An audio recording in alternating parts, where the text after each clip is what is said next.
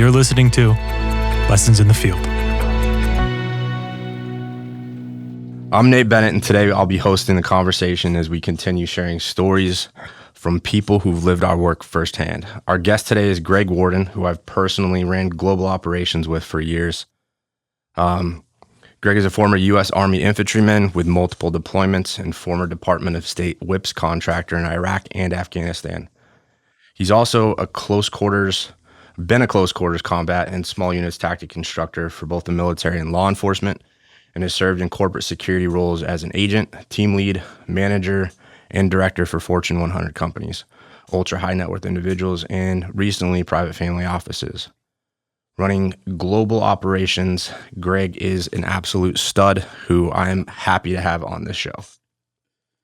Great to be here. Well, I want to preface this with never been on a podcast before. No prep work done, so this is going to be shooting from the hip and live. Well, that's good. So it's going to be authentic and raw. Because we got you. It's us. Well, let's go a little bit, just kind of your background, like how you grew up, where you come from.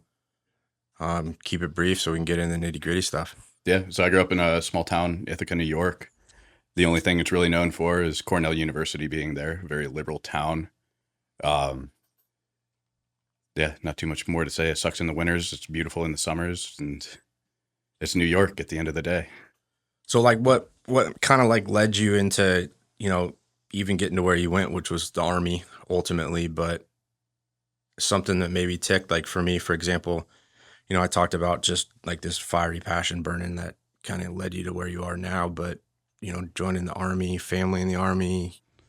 So my grandparents, they were military, World War Okay. II era, and that definitely kind of shaped my decision in some ways. But really, I was just kind of a kid that had no idea what they wanted to do. Wasn't like the academically minded person, so college wasn't going to be a success for me, I don't think. And so I decided that might as well play with some guns and figure out what I want to do in life and not rack up massive debt and go to college for something that I might hate doing. Yeah, no, totally get that for sure. So then leading into the Army, though, it's kind of one of those things where it's like a lot of guys have an idea of what they want to do, have an idea where they want to go. Like, what made you just go, hey, I'm going to be an infantryman? So when I took all the testing, the ASVAB and all that stuff, I scored high enough to get like military intelligence, but me being the genius 17-year-old kid that I was, military intelligence just sounded boring, and I didn't think that it was going to be the right path for me. In hindsight, I had no idea what military intelligence actually was. And so I was like, nah, screw that. Put a gun in my hands, give me infantry, give me, the fun stuff, all the stuff you see in the movies and everything. I got exactly what I asked for as a 17-year-old kid. Yeah, and you were in and around, I think the same time that I was too. Yeah, I got in very early 06. Yeah, so I started Marine Corps 07, and that was an interesting time as well. So, like, deployments and everything else, like, you went Afghanistan, Iraq, right? Iraq, then Afghanistan. Okay. Yeah. In that order? Yep. So we did a long one in Iraq first. That was around the surge time into Baghdad, taking that over. That was with the Strikers, 2nd Infantry Strikers. And then immediately after that, got reassigned to Fort Drum and got sent to Afghanistan with the 10th Mountain. Do you think, like, leadership-wise, so there's a lot of individuals in the military for me where it was an up and down. Like, I had just a terrible time with one unit, and it just did not work out, and it literally left a bitter taste in my mouth. But there was one where it's like those guys are still close to me. Like, we still keep in touch. Like, we go out and visit, people that passed away out of Arlington almost on a yearly basis. I did my first one last year, talked about it on the last podcast. Did you have anything like that just kind of kept you like flowing and moving and just staying motivated to be in? Or was it kind of like, I'm getting out because this is just not for me? The people that I served with, I don't keep in touch with as many of them as I probably should. It's very few and far between, but we'll jump on like monthly calls or every other month or something like that. I haven't seen a lot of them in a long time. Probably need to fix that. But yeah, there was definitely, my first deployment, it was a great unit. We had some really awesome guys. We lost a lot of amazing people. But that one kind of kept me going in the military. And then I got to 10th Mountain, and it's another great unit, but I noticed like a big shift in leadership. And so like the people that I was serving with, we had good and bad leaders, and it was really like the lower enlisted that were what keeping me going. Some of the leadership there was just god awful. Everybody was just pissed off to be in upstate New York in Fort Drum. It snows in the month of May when it should be beautiful, and we're out in the field and stuff. So everybody was just always pissed off, it seemed like. And then the deployments came, and that's when the real bad leadership or good leadership came into play. And so, you had some really awesome NCOs and officers that kept things together, and then you had the NCOs that really had no idea what they were doing, and that made it very apparent that it wasn't the best unit to be in at certain times. And so you kind of get the best of both worlds, but it helps you develop your leadership style of like, you take a little bit from even the bad leaders of like, okay, I hate this guy, and this is why I hate him. I don't want to be that guy. Yeah. And so you take the pieces of that and put that into your leadership style of like mental note of don't be that guy. Yeah. And I mean, you're also probably never going to get it right too. Like you can take notes all day and then try to be everybody that you don't want to be. And then somehow you reflect and remember how they were. And then you do something the exact same way. Yeah. And then you look back on it and it's like, damn, yeah, I am that guy right now. Well, how about, I mean, the combat piece? Like what was without going into too many details, or you can if you want, but like, where was like the first moment where you're like, oh shit, like this is real? That was this is happening. My first days in Iraq. So I got there a little bit late. I was one of the last main party to go over. So the unit that I was with, they had been there for probably about a month when I got there. And it was just like a full battalion movement. So it was trickling in and everything. So I immediately after training went right over. And so getting geared up, my very first day out in Baghdad, the truck in front of me got hit with an EFP. And that was like the oh shit moment when the ramp is dropping. Explosively formed projectile. So for everybody that doesn't understand what that is, it literally, it's a shaped projectile. So explosives deliver it, forms, and it penetrates through all armor, all engines, disables vehicles, kills people. Sometimes all the way through and then through what's beyond. Yeah. Yeah, they're nasty. Yeah. So that was my welcome to Baghdad. And the oh shit moment was as soon as the truck got hit, everybody is just in full chaos mode now. Radios are going crazy. And then all of a sudden the ramp in the Striker starts dropping, and I realize I'm the first one to go out. And this is like day 1 or 2 going out in Baghdad. I'm like, shit, where do I go? What do I do? I don't know what I'm doing with my hands right now. And I just see like a kind of recessed doorway. And I just mentally was like, I'm making a beeline over there. The ramp hadn't even dropped yet, I don't think. And I'm out the door, running to the doorway. And I realize I'm the only one going to the doorway. Everybody else is going around the building, yelling at me. But I didn't really hear it for a minute because like the adrenaline's pumping. You don't really have anything like situational awareness for a couple of seconds because you're just so focused on that. And that was the first time that I'd ever been in a situation like that. So I wasn't sure how I was going to react or anything. I just knew like, okay, get to that doorway. I mean, were you going to like a known, or are you going to an unknown at that time? Because this was IED or the EFP hit en route to where we were supposed to be going. And is everybody kind of like going around because they knew better not to go in? Well, we were getting shot at with a machine gun nest. So they were going around to have some cover and try to do a little flanking maneuver. Damn. Man. And so I'm in the recessed doorway and I'm looking around and nobody else is around me. I'm getting yelled at from all different directions. And I just see people going around the building. I'm like, damn, now I got to go back out there and go around. And it's the adrenaline is just kicking in. So you don't even feel anything. You don't hear much. You're just kind of like target fixated at that point. And eventually I found my way back to the guys and we were able to, suppress the fire. We were able to go clear the houses and make sure everything was good. And, that was my welcome to Baghdad and my oh shit moment of like, okay, this isn't training anymore. This is like, you get hit here. There's no reset button. Those things are definitely, kind of like that fight or flight moment where you just don't really know how you're going to respond until something happens. And then like, do you feel like you freeze a little bit? I don't know if I froze. I mean, I definitely did in the doorway, I think, because I was like trying to figure out what was going on, where stuff was coming from, where is everybody else that I thought was going to be right there with me. So you have that like little moment of pause. And then it was like, damn, I messed up. I didn't go the right way. Yeah. Because I didn't hear like any directions. I didn't hear anybody say like, okay, flank around or go to this side of the building or anything. I just had it fixated on like, I'm going to go here. It translates so well though in those moments of just absolute and utter chaos of like now like kind of what we're doing and what we've been doing in, you know, the private security industry, and translating those exact things where, you know, you're hiring based off of backgrounds. Yeah. Or you try to.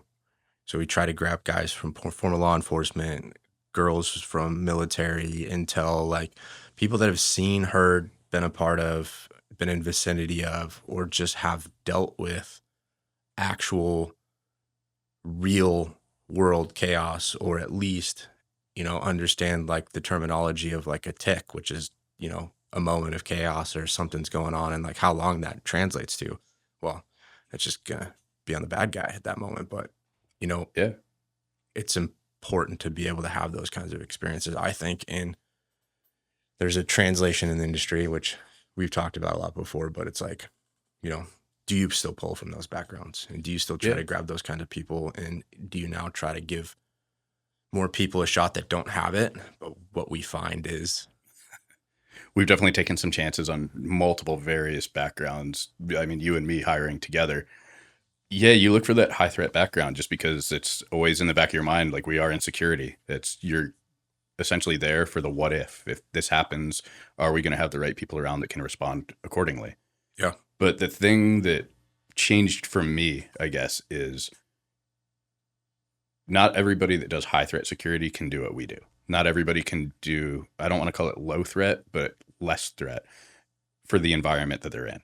It's a different ball game for sure. Yeah, they got to have those people skills. They got to be able to adapt and, you know, not always be the brick wall, badass, hard guy that's like 1,000-yard stare or whatever. They got to be personable. They got to be able to interact with these people that are, you know, maybe a little bit gun shy or socially awkward because they spend most of their time behind a computer or whatever they do. And they don't really have the same communication that the military does. Yeah. Or like, you know, the same stuff where like you and me, we can go back and we can give each other crap all day about whatever. We can call each other whatever name. And at the end of the day, it's like, okay, cool. I'm going to throw it right back at you. And that's just how the friendship works. Yep.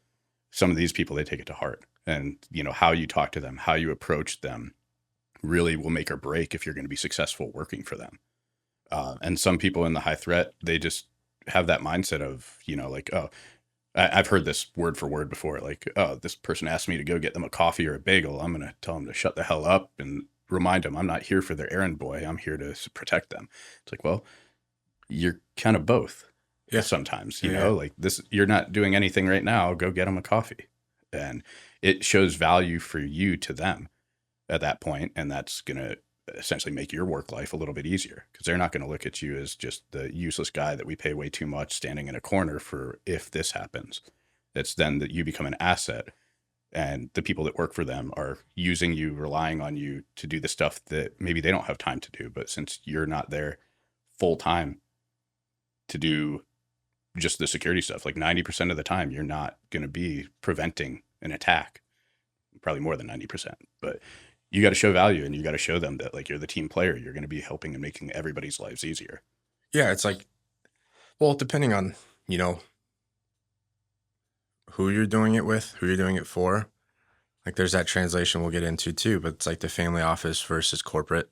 Yeah. You know, corporate, East Coast, West Coast, you know, middle America versus big tech, new AI driven stuff. Like it's all different. It's different cultures, different mindsets. Like they literally hire on cultural attributes where you need to be a good fit first. Mm-hmm. And a lot of our community and a lot of our people, it's like you're only successful if you can adapt. Yeah. And, you know, there's that really, there was an article that came out a long time ago and, you know, they'll remember who wrote it, but it was basically like EP chameleon, like a chameleon analogy of, you know, social chameleon, just operational chameleon, whatever. But like you're changing your colors, your shape, your texture metaphorically to just blend into your environment. And that's that kind of full circle background piece where it's, you know, you need some sort of foundation to understand structure because we still work within a militarized law enforcement like team mentality, at least at really high level. But at the same time, you need to be able to adapt. and you need to like let that wash away and go away. And I think, some guys that spend too long in the military, it's hard to then adapt. I don't think just the military. Like if you spend too long in one place in general, whether it's law enforcement, military, whatever you're doing, there's a point where it just becomes second nature to you. And the adaptability just gets a little bit harder at that point because this is all you've known. So this is what you revert back to. And so I found it, with some law enforcement guys and federal law enforcement guys, military guys, special operations, like across the board, when they spend a certain amount of time in those things, it's really hard for them to transition out and become as adaptable as they need. And they do have that mindset of, like, oh, I'm here for security. This is my one lane.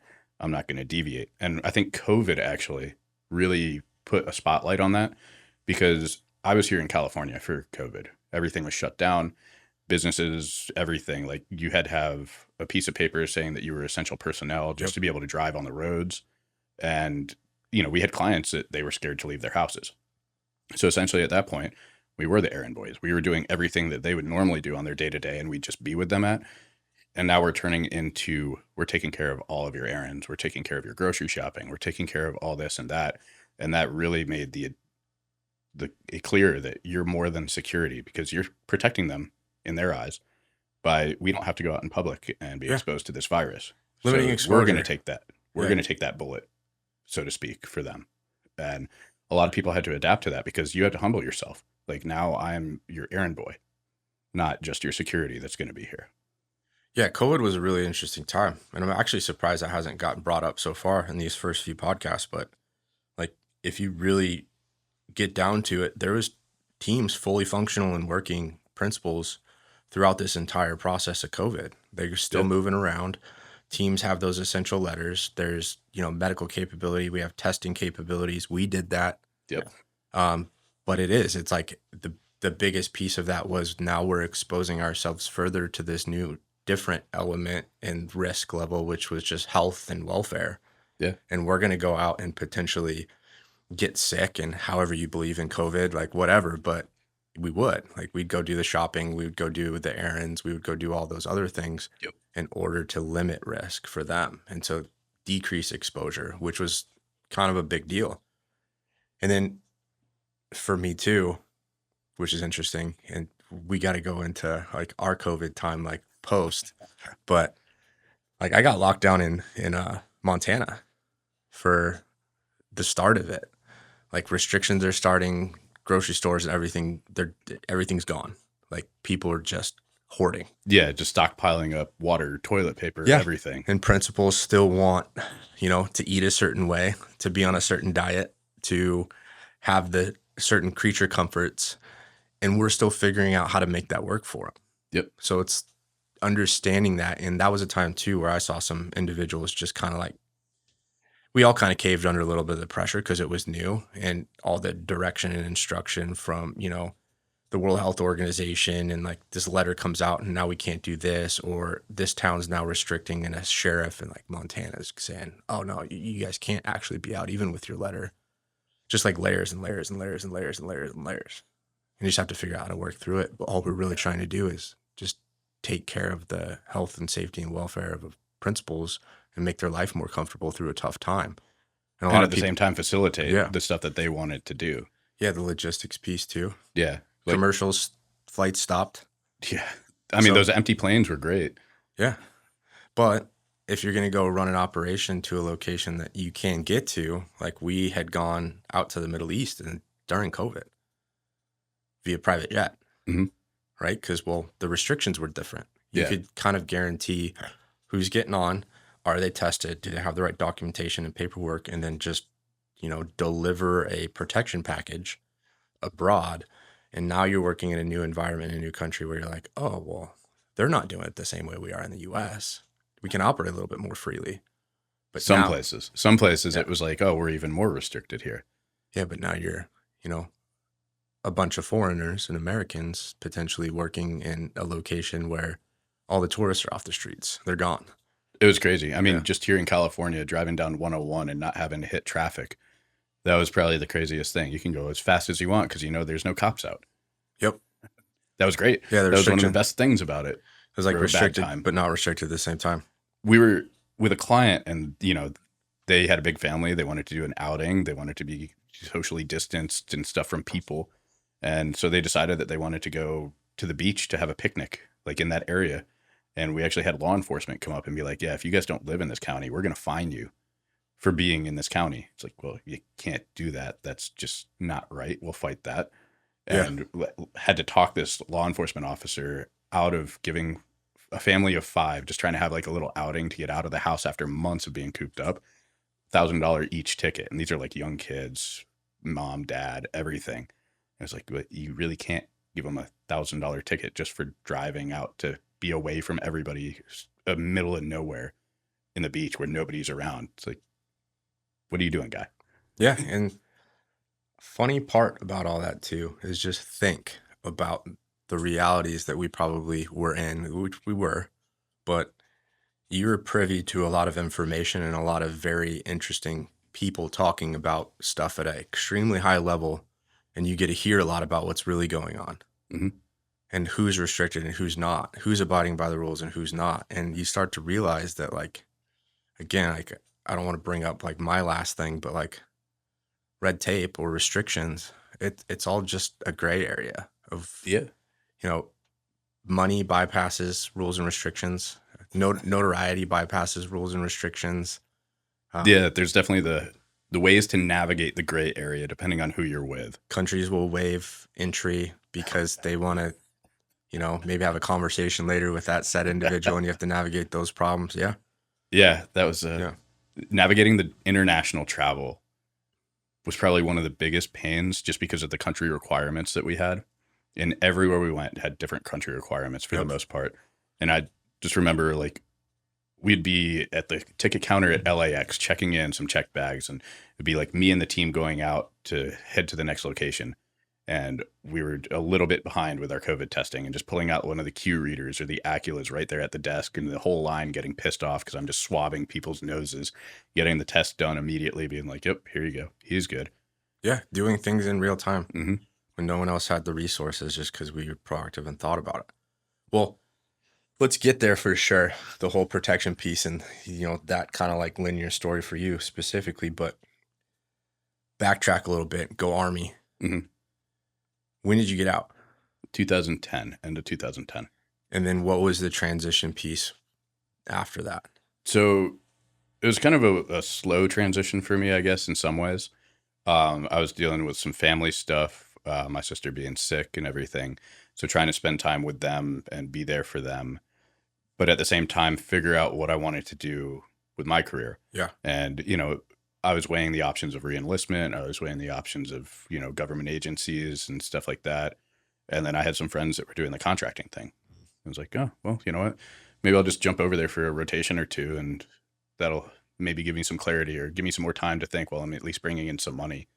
And ended up doing that on and off for a number of years with various companies over in the Middle East. Yeah. What year did you start the contracting piece? 2011, like Q1 of 2011 was when I had my first training date. See, which is wild because I was just getting out of the Marine Corps and then transitioning and like moving abroad to Thailand. Yeah, so different. Yeah. Like, we were both going abroad, but you had the fun time. Yeah. No, I remember like looking at your resume when we got on that same team together, which is, I want to definitely touch on that piece. But no, man, contracting though, I mean, did you just do it because you wanted to do it, or did you just feel like that was the best option at the time? I felt it was the best option at the time to, make a decent amount of money, still have the rotation to be able to be there for the family. College was also on my mind, but again, I just wasn't really ever academically inclined. I'm more of like a hands-on learner, not sit in a classroom and try to learn stuff that way. I was never really good at retaining information by the book. Like getting out there and doing it, getting my hands dirty. That's always how I learn best. Oh, dude, you're a trailblazer. You might not to like, talk you down a little bit. Like, might not be the most book smart guy, but like you solve problems. Like you figure it out, like fast, quick, and in a hurry. Faster than me most times, which is great. I just try to think of things logically. Like if Yeah. the pieces fit, it's a puzzle. Like, if the piece fits, probably the right answer. And obviously there's times you got to deviate from that, but like I just never understood the learning from a book. And obviously there's certain things that you have to learn from a book and everything. Those are my weaknesses, I think, of like the coding, the equations, like the numbers and all that stuff. Like I can use a calculator, but much beyond that, I'm counting on fingers and toes. Which is funny because you now write SOPs and policies and, you know, navigate dynamic legal situations within family offices to get what we ultimately need, which is just an ask and an end goal. And it wasn't the easy road to get there. It was Yeah. just like, okay, I got to really focus on this. This is what the client is needing or wanting. And so looking at it from that aspect, other than, okay, I'm just getting a little certificate or a piece of paper, kind of gives it more of a purpose. Yeah. You know, like we talked about, scuba diving. We both like to scuba dive. It kind of got boring for a while because I was just down there floating around looking at the fish. And then when I started doing like lobstering, spear fishing and all that, you're kind of there doing something for a purpose. Like I'm getting dinner. And, you know, we're going to get as many lobsters as we can. We're going to spear as many fish. We're going to hunt some lionfish and everything. And like you're down there with a purpose. And academics for me was always kind of the same way. It's like I can go to college, I can go to class, and I can just kind of float around, go through the motions and get the little thumbs up, you did a good job and graduate. Or you can actually be there for a purpose, which for me is like the client needs and the job needs.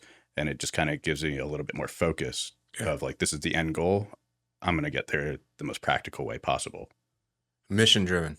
Yeah, very mission driven. And I think we all get really attached to that same mentality of like, everything was always like bigger than us, greater than us, higher purpose, higher calling, passion, blah, blah, blah, blah, blah. But it's true. And like you get attached to this need to like do more or to feel like what you're doing is valuable, important, down to like the simplest of things of, you know, it's a servant industry.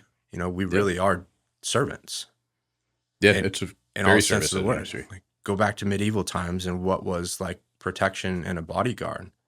You know, they're inner circle servants. Mhm. Like watch an episode of Game of Thrones and, you know, a knight standing, you know, looking all sexy in the background. But at the end of the day, like that guy's there and just knowing in the back of his head that like, I am the protection. Like I am the piece that's supposed to just make this all function. And you get really kind of wrapped around like who you're working for. And that was a big thing for me too. Like our last team, like you start to realize like, what are they doing? What are they involved in? Can I wrap my head around it? Am I okay with this? Is it something that brings value to my drive and ambition and passion and mission? Like, do I feel like I'm doing the world a justice by taking care of this said individual or this person or this program or these people? And I think that's a really unique piece. Yeah, and I think you had a better grasp on a lot of it for our last client with like the crypto stuff and everything, because that's still lost on me. I can throw money at it all day, but I don't understand it. Yeah, Yeah. definitely can't go into cryptocurrency right now. I can go off, but no, that's good stuff. Whips though, like, so for like, kind of everybody listening, like Greg and I's relationship, we have similar tracks. And at one point we didn't know each other there, but we were on the same team.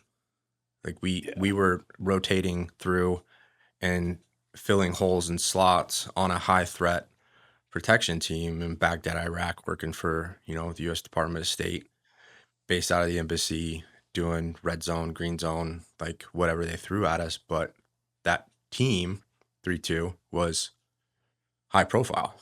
Yeah. Like there was a couple of them, but at that time, like it was still, you know, once you leave the wire, it's pretty intense. Yeah, that was still one of the only, at the time, the only high threat team that we had in Baghdad. So we got all the red zone movements for the most part. You support the ambassador movements. In the green zone, those are like days off essentially, because we're just doing like small one vehicle movements, maybe two, depending on how many people you're driving. But yeah, whips, that was definitely a fun time. You know, you meet a lot of good people, and it's crazy that like our resumes, when you stack them up to each other, it's like they almost read identical, just at different timelines. Yeah. Obviously you were Marine, I was Army, but that might be like the biggest difference in our resumes, because like you were on 3-2 at one point, I was on 3-2. We both worked for the same client over in the Bay Area for a number of years at one point or another. We just kind of always were crisscrossing, but never at the same place until we had our last client. Yeah. My piece was kind of back and forth where I chased that program. Like I chased the whips program because I was like, I'm going to check this box. Mm-hmm. And they actually didn't let me in for a while, but got there and then checked the box, did it for a year, then left. But I came from doing like more similar, but not, but also private, but not. Semi-private in Central America for, a couple years. And then before that, I started an EP up in Seattle. And so like I got there and you'd already been there and doing it for years, which is interesting too. And like, one of the big questions I have for you on that time is like, what is the biggest misconception people have about like whips programs or like what the work really is? I think one of the biggest misconceptions there is like everybody in whips is special operations. Everybody is like that Navy SEAL, special forces or whatever. And it's all action all the time because that's all that gets publicized is you see the convoy driving, you see an explosion or you see a gunfight break out or something. And that's all that's publicized. And I can honestly say the entire time as a whips contractor, I maybe pulled my weapon out a handful of times at most, maybe. Yeah, crack a few doors in a convoy and scares people away, basically. Yeah, or you have an explosion and, like one of the gates got a VBED or something like that, a vehicle-borne IED. And I'm in the shower, just getting out of the shower. So grab your pistol, run topless and in shorts to go make sure that everything's okay. And it's not action at all. Like you're sitting around waiting for diplomats most of the time.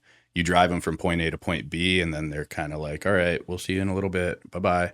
And then hours later, they come back out and you drive them from point B back to point A. And I would say that's the biggest misconception is it's all action all the time. But we're essentially just high threat Uber for the most part over there. But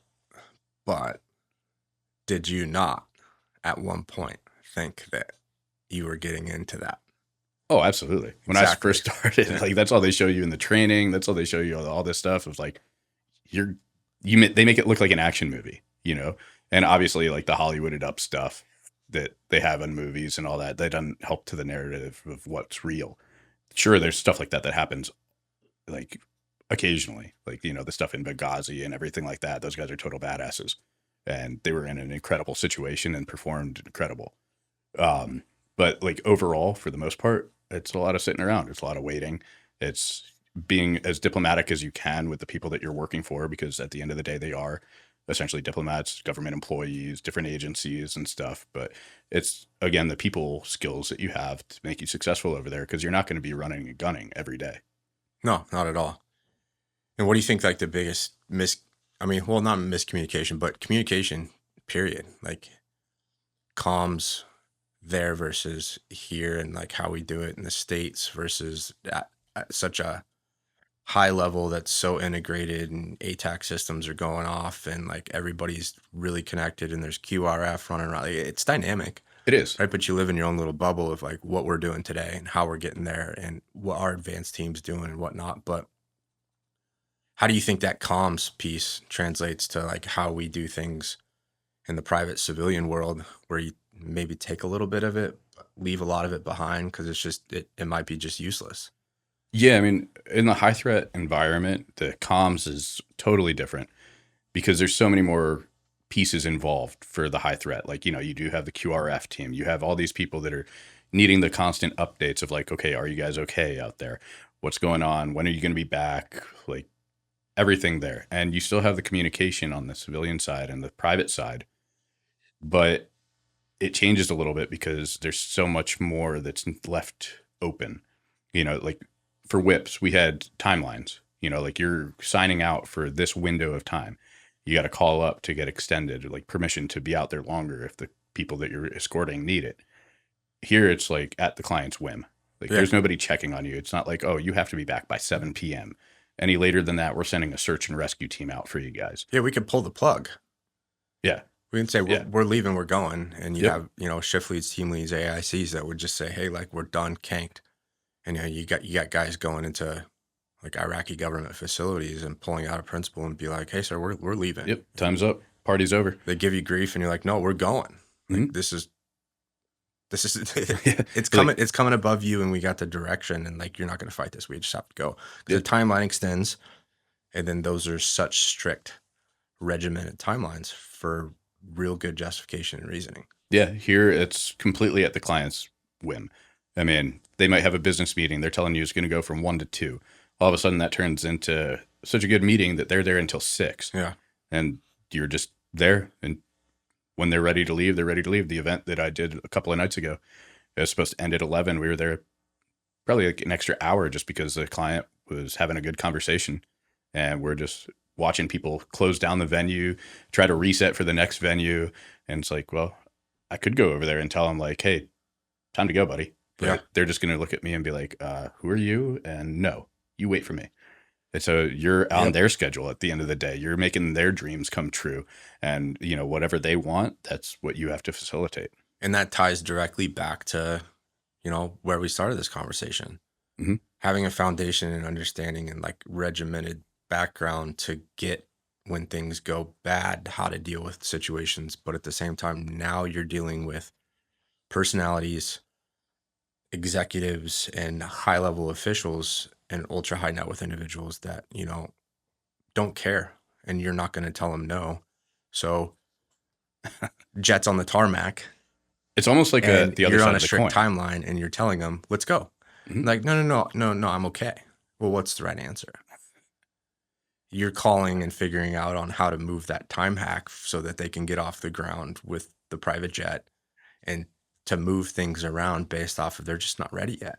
Yeah, it's the other side of the coin, you know, like going from the contracting where it's like, okay, we're out here, time's up, let's go, you pull them out, versus this side where now you're dealing with the other people around that are trying to get them out. So like the venue security or the venue and event staff. Yep. It's like, no, just give them a little bit of time. And you're then like convincing these people to give them more time there instead of dealing with the client and pulling them directly out. You're just facilitating them being able to linger around a little bit longer and having to convince other people that it's okay that they be there while maybe it's not ideal, or there might be in a little bit of the way while they're trying to reset a venue or reset something or close down a restaurant or a nightclub or something.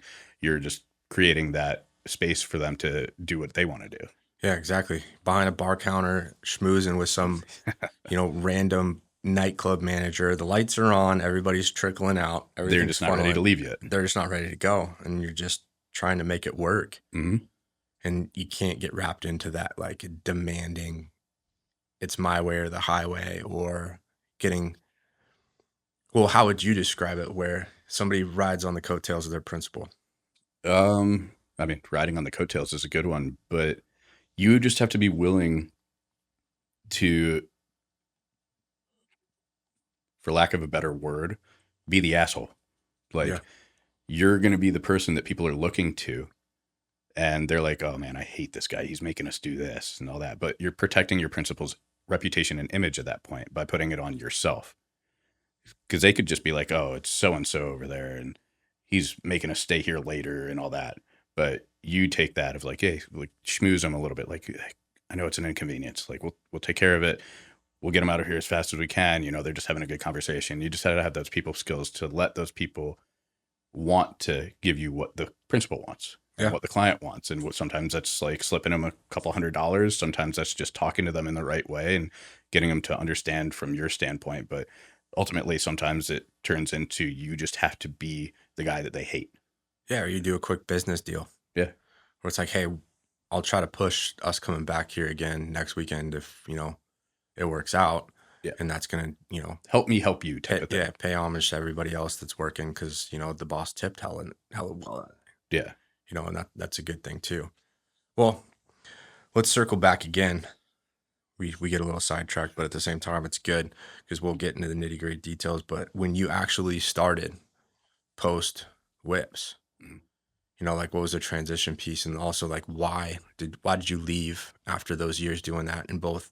Because you were on the program in Iraq and Afghanistan. Yeah, I started in Afghanistan. I transitioned over to detail in Iraq for a while. And I was actually in Baghdad when I was taking my interviews to go work for some companies here in the Bay Area. And I think at that point, I just was kind of thinking that I've spent a lot of time over here. The contractor lifestyle is one thing. It's cool. to do for a little while, but it's not a career path. Traveling in between rotations, the cool Yeah. spots. Yeah. And just like, making money, blowing it all, coming back broke and everything for another rotation. It's not like a sustainable lifestyle for No. me. There's some people, they make it work and more power to them. But for me, it was like, I need a little bit more longevity, in whips in the contracting world.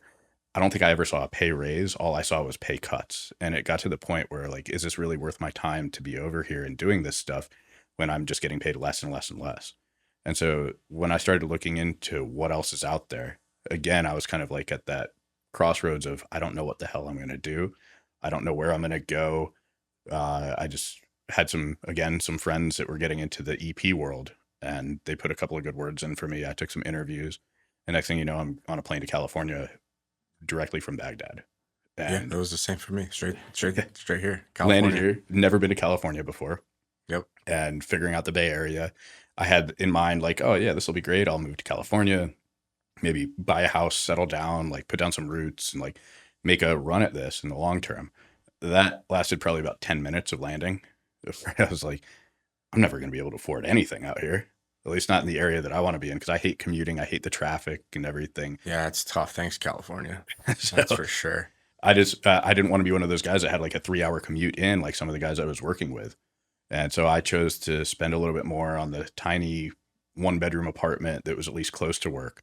So I didn't have to worry about the commute. And like, once I'm off, it's a quick drive instead of like a whole nother work shift going back home. So it was a big transition coming from that world to this. You were like me too, because you showed up and it was like full, utter commitment. Yeah. It's like, this is what I'm doing. So like work was the whole reason you were here. Yep. So it didn't matter how long you worked that day. It didn't matter like what was going on. Like you were still tied in post work, before work. Like it was all about like, how do I make tomorrow successful? Because I'm here for that. So really it's like, you're just putting yourself back on another deployment, another rotation, another hard commitment to then just dedicate yourself to, which I think maybe that's what helps people progress. It definitely made the adjustment Understanding easier. that level of commitment. Like putting it into those perspectives of like, yeah, I'm on a deployment here, made it a little bit easier transition because again, that's like all I knew. But yeah, you're right. Like I would focus just on the work, just on making money. There were times where I would be working 2 details in the same day, 12 hours, and I would be on for like 24 hours plus sometimes, just, to make as much as I could. And because let's be honest, California is not a cheap place to live. No, not at all. The more money that you got coming in, the easier your life is going to be in some aspects. Well, and then also too with that very thing, like you move up the ladder where you're running things and you're making hard calls and decisions, and you have to start thinking about the degradation of like man hours and how long guys are actually putting in and like what that's going to turn into as far as like product moving forward if you're burning people out. Yeah. And, the burnout stuff, I never really had a grasp on it for a while because I was kind of like just go, go, go. And I might have been getting burnt out, but I just didn't let myself realize that. And then the detail that we were on, that's where the burnout kind of like really set in. We were always jet setting. We were always going from one country to another. You were really never going to the same location twice most of the time. And the stuff that we were doing, like I would say the fashion weeks, especially, that's where it really got to me, where we're up at 9 a.m. and out until 7 a.m. partying and then get 2 hours of sleep, rinse and repeat, doing it all over again. And you do that for a couple of weeks at a time. That's like, you saw me when we slapped hands and switched out one day. I didn't even recognize you. I was just so fixated on the client. I was so burnt out in zombie mode. We call it zombie Greg, like just dazed. It's like you got out of a combat zone, which is funny because like it literally looked like you just rolled out of like chaos. And all it was is all the logistics, all the planning, all the success stories, all the micro wins, the macro wins. But we live for those types of things. Like you get energy and you get, these adrenaline dumps of seeing your scope translating into like increasing the productivity and capability of like whoever you're taking care of to get to like whatever goal. And that should just be like personal time. Like how successful that family trip was. Like they had such a great time, but now you think in longevity in programming, longevity in like client relationships, longevity if like you're on the vendor side and it's a partnership and you're continuously producing, like that's a part of the product. Yeah, I think that was the first time that I had a client actually apologize for the lack of sleep, because he was going through the same thing too. Like he was in full party mode, but you know, before and after his schedule, you still have your prep work, you still have your wind down, your AARs, you still have all the stuff that you have to do, and then try to set yourself up for success the next day, like you said. So you're getting way less sleep than them, because on the front and back end of their schedule, you have your stuff that you need to do, which you're not going to be able to do on their schedule. So you have to wait until they're done. Yeah. And so that just made it even more difficult. But yeah, the and then full on zombie mode that was not fun to go through. staffing comes into play, Mm-hmm. and then you start having your team members, you know, you're technically employees at that time, figuring out how to take care of you, because they're seeing that, like, you know, you're getting ran to the ground, and then they step in, and it just turns into like a really cool dynamic when things are functioning really well. They almost turn into your assistants at some point, because if you're the primary on the principal and there's no real place for them as a supporting cast to get into a venue, or you don't have another ticket or something like that, they kind of turn into your helper at that point of like, all right, how do we support you being inside, or what do you need set up for you when you get outside, or how do we get to the next venue and get that set up for you? And assistant's probably a bad word, but I don't have a better one at the moment off the hip. No, I mean, But you're spot on in many different ways, because, you know, your team members and your teammates and your guys and girls at the same time are layers of like the daily success story. Mhm. Like their eyes and ears on the outside of a venue, or maybe their eyes and ears on the inside while you're outside.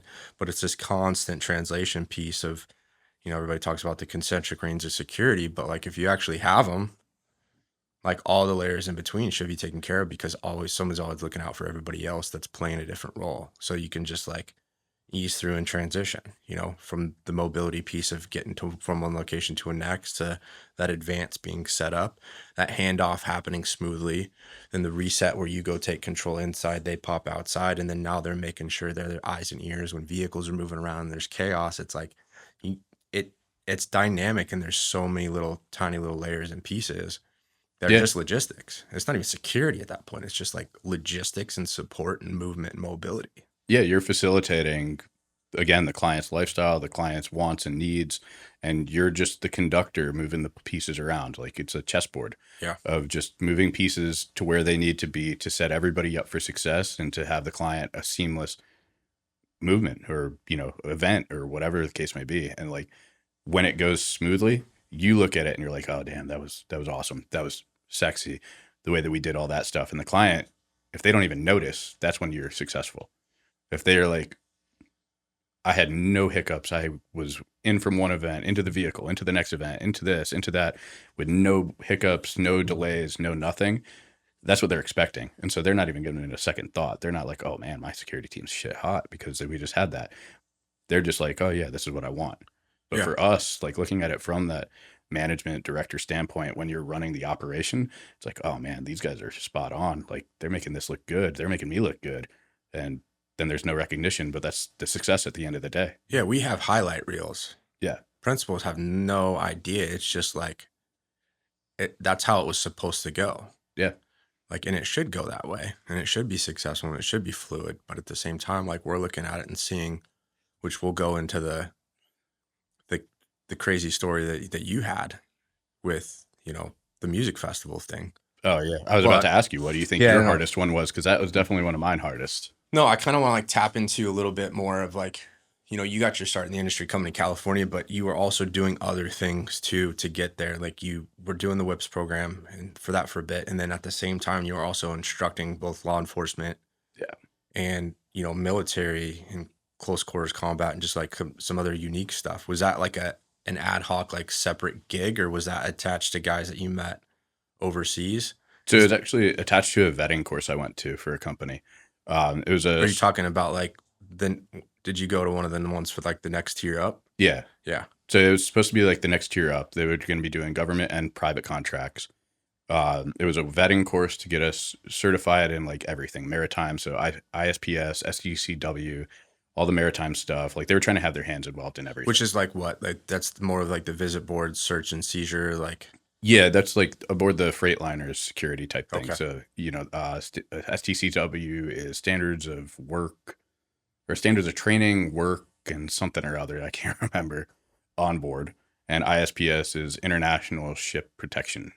So, So- checking the right boxes to Yeah. qualify and certify to be able to do that kind of work. Mhm. Yeah. But they were having their hands in everything. So I met a bunch of these guys, and a lot of them were former SEALs, former Recon Marines, former MARSOC, all that.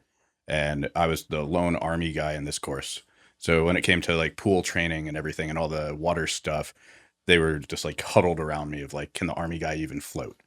So we were messing with the instructors, and we went to Walmart on the way to the pool and just bought every floaty that we could. And I just come waddling out with all the floaties on my arms, something around my waist, a swim cap on, Just the to nose mess with them? plug, just to mess with them. That's funny.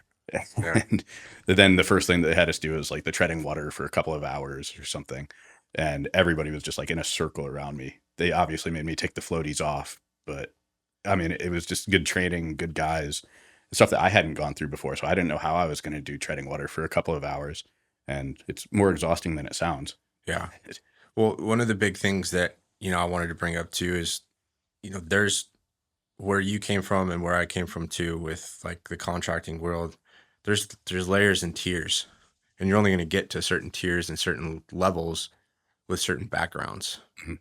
And it's kind of a hard pill to swallow at some points, but like we've got buddies that are OGs that have done, all the way back to the Blackwater days. Yeah. Guys that got into some unique stuff, guys that are working for me right now, have way more experience in all of that world than me.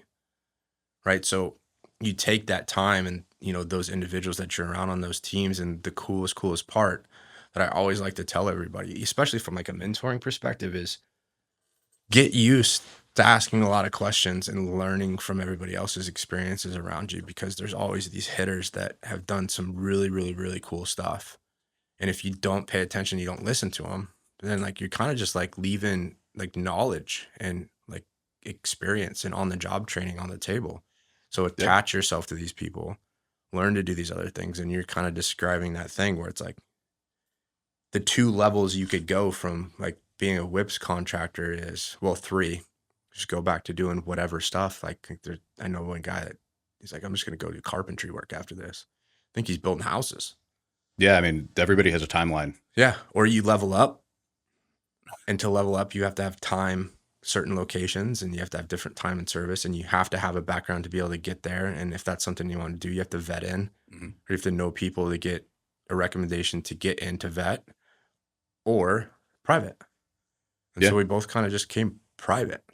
And I mean, back to your point, like tapping into the knowledge and everything like that. I've said it a bunch of times to guys that have come to me asking for advice and stuff. And they've always asked, like, if you could give me one tidbit just to take away, what would it be? And I usually will say, you can learn something from everybody. Like, it doesn't matter if they're just starting out in the industry. It doesn't matter if they've been in the industry for 30 years. It doesn't matter if they have no background, best background. Somebody or everybody is going to be able to teach you something from their experiences that you might not have experienced, or you might have looked at a different way than they do, and they have a different perspective on it. And so you can't discount anybody, because they might be the perfect fit in certain situations, or they might have the knowledge that you don't have for this, but everybody can teach you something. Yeah. And with the contracting world, we used to have the peer outs. So it turned into kind of like a social structure as well of like, do you want to work with this person? Regardless of their background. Obviously the background helps. It'll get you into the door, but it's not going to get you fully through the threshold. Like, you got to still be that guy that people aren't looking at like, oh God, he's back. Yeah. Like, I don't want to work with him. You got to be that team player. You got to be the guy that people want to rely on and want to go to for certain things, and not just like, God, I got to deal with this guy again. Like, my sentiments on certain people that we've worked with in the past. Yeah, it's we like, can- oh, We can hit them too. Not too hard, but no, I think so. If you take all of that experience and all of those different types of people, like the different levels of where everybody's at, and then like people you've worked with even since, but like even with the whips, and then the instructing, and then being attached to other guys, and then the military, like, what do you think everybody, or what did you learn about like dealing with stress from all these other people? Like, because combat experience is different from everybody. You know what I mean? Everybody did different stuff. It's like if I go back on my own, it's like it's almost non-existent, right? So you have to learn even from your background and where you're at and like what you know your capabilities are or the new stresses you've dealt with. But these guys always and gals have this level so far superior sometimes that if you can tap into that and learn from it and get a little guidance, it's just, it's huge. And so what do you feel like you learned about like stress management, like within industry, like within this field, just from the people around you? Nothing healthy. Well, yeah, that's true too. I guess dealing with stress, it really just depends on the situation. Cause like there's operational stress and then you have like the back end stress of like dealing with your employees, dealing with people. And it's stress at the end of the day, but it's very different because one is like everything is so dynamic in the moment, go, go, go.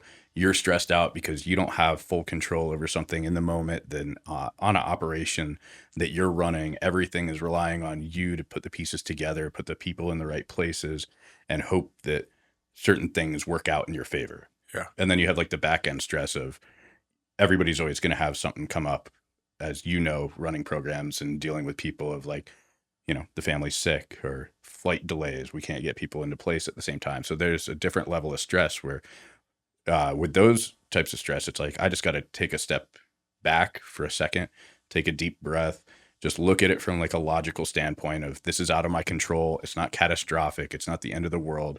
What other pieces do I have in my back pocket that I could use to fix this? Rather than the operational thing, I put it more on myself, I guess, in a lot of situations when things are going wrong in the field of, okay, I'm the one that has to fix this in the immediate. It might not be pretty. It might not be the best way, but this is just the most logical way to fix it at the moment. And we need it fast. So you don't have that moment of pause necessarily all the time to just jump right into full blown and try to get the problem fixed. Yeah. Whereas like the back end stuff, you can actually work a problem. You can move the pieces. You can kind of de-stress yourself by figuring out the solution. Because as you figure the pieces out and fit them into the right place, you can kind of feel the stress melting away of like, okay, I got a handle on this, rather than the initial shock of like, damn, what am I going to do here? Well, and then you translate now from, you know, jumping into corporate security, and you were, you know, an operator, an agent, then a team lead, then a manager, then a security director, and then now technically like translating that all into, you know, like ad hoc consultancy where you've built relationships with people and they're keeping you on in order to just get that information and that subject matter expertise because you just nailed it up until that point. And then now looking not necessarily for the next thing, but with all of this though, like where do you think it was the most difficult to move from like operator to leader? And, you know, some guys want to stay on operator, like no one really wants to some people, they, before I say something stupid, there's individuals that feel that they're supposed to be in leadership shoes. Yeah. They feel that they're supposed to be managing. Their ego is so beyond what they can even comprehend that they screw it for everybody else. And then there's the other guys that just know, like, I'm good being a team guy. Like, I'm good being an agent. Like, I'm good just doing this rotation, licking windows. And for everybody else, like, licking windows is just a terminology for just somebody else in the vehicle, or we would call like a shooter overseas, where, you know, your job is just to diminish situations and to be available because we need the numbers. But the transition between agent to team leader to manager to, you know, director, like, where was your head at? So I didn't going in between. I didn't necessarily want to, in the beginning, be in leadership. We were on a small team. At the beginning, we didn't really have a leadership structure, but there needed to be one. And everybody was kind of on the mindset of like, well, I don't want it. I don't want it. And so eventually they were just like, hey, you're it. It's like, cool. I don't know what I'm doing differently here. Until like the workload started getting thrust on me. And it was like, oh, damn, this is what it means. So then all of a sudden I'm doing the scheduling. I'm doing the admin stuff. I'm helping with SOPs. I'm in all these meetings with higher ups and all that. And, you know, it changes a lot of things because you're kind of getting slowly, as you progress more and more, the door opens up more and more into like the back end, the business side, the Yep. overhead stuff, like the stuff that normally you just don't see when you're just a window licker, when you're just, like an agent or doing the team stuff. It's great. You kind of at work, off work, not really anything in between. You're one of the guys. People look at you as like a friend and a coworker instead of a boss. And you get, in a lot of ways, more genuine personalities because they don't have to watch their mouth or anything. Yeah. And They can tell you the dirt. yeah, you're probably involved in most of it. Yeah. You know, then you get into the leadership, and then you kind of get looked at a little bit differently as like a team leader. Because team leader, you're still one of the guys. You're just now in charge of a little bit more, and then you get into management, and you're just one more step removed from that, where it's like, all right, you're not going to know what's going on with these guys off work sometimes, or like even on work when they're on their off shift or something like that, depending on the team that you're on. And then you get into the director role where it's like people are really just putting a smile on to make you happy sometimes because they're scared of what the consequences could be. And so you kind of got to really have that good relationship, those, again, people skills to be able to read through it, because people aren't going to necessarily come to you with their problems for you to help fix, even if it is something that's in your scope. They don't want to portray themselves as weak or, having issues or being a problem child or anything. They save that for like the team leads and for the other agents and everything. And, that's a very military way. Like you're going to bitch and moan to your other soldiers or Marines and everything. And then when it comes down to it, you're going to still get the stuff done and put on a smile, maybe. But, you're going to bitch and moan the entire way. The bitching and moaning just doesn't always get up to the top. No, but, and correct me if I'm wrong, but operational effectiveness comes from, and I'm going to give a huge shout out to the new, well, it's not new. I think season 6 just dropped, but Shorzy, the hockey show. Yeah. Season 6, he's talking to his guys and whatnot, and it's just hits home so hard. But I just love that show so much because it's so belligerent. But building a winning culture, and I think where a lot of guys deviate is, they get in a seat and they get in a leadership role, or they become the voice of reason to a principal, or they're the educator, now educating individuals and ultra high net worth people on what they should be doing for their security. But that's a piece in and amongst itself, the director level, inside of a family office and whatnot that you just did, and that we did. But also there's the team. And if everything is getting siloed and isolated and it's not running up the chain of command, and you don't have the full picture, and you don't have a winning culture to where people are willing to share and, team together, and you can go into like education and, terminology like dynamic teaming, and like letting people have a voice and letting people be able to share their ways of looking at things. And if things get too team, and then the management is just managing, and then when you try to lead, it's more so just giving direction, and there's not full understanding of like everything in between, I feel like it's a fail. Because you need to build like this culture of making the team feel safe to say the right things and the hard things, and then to tell the dirt, and, to bitch, moan, and complain, so you can form and fabricate and build and make the right decision, and then hold yourself accountable to the decisions that you're making for the organization and not put it on them. Meaning like snowballs roll downhill, right? Yeah. I mean, my approach has always been shit also rolls uphill, and it should. Yeah. And you should be able to protect and absorb. And I talked about this with me. It's like the absorption piece.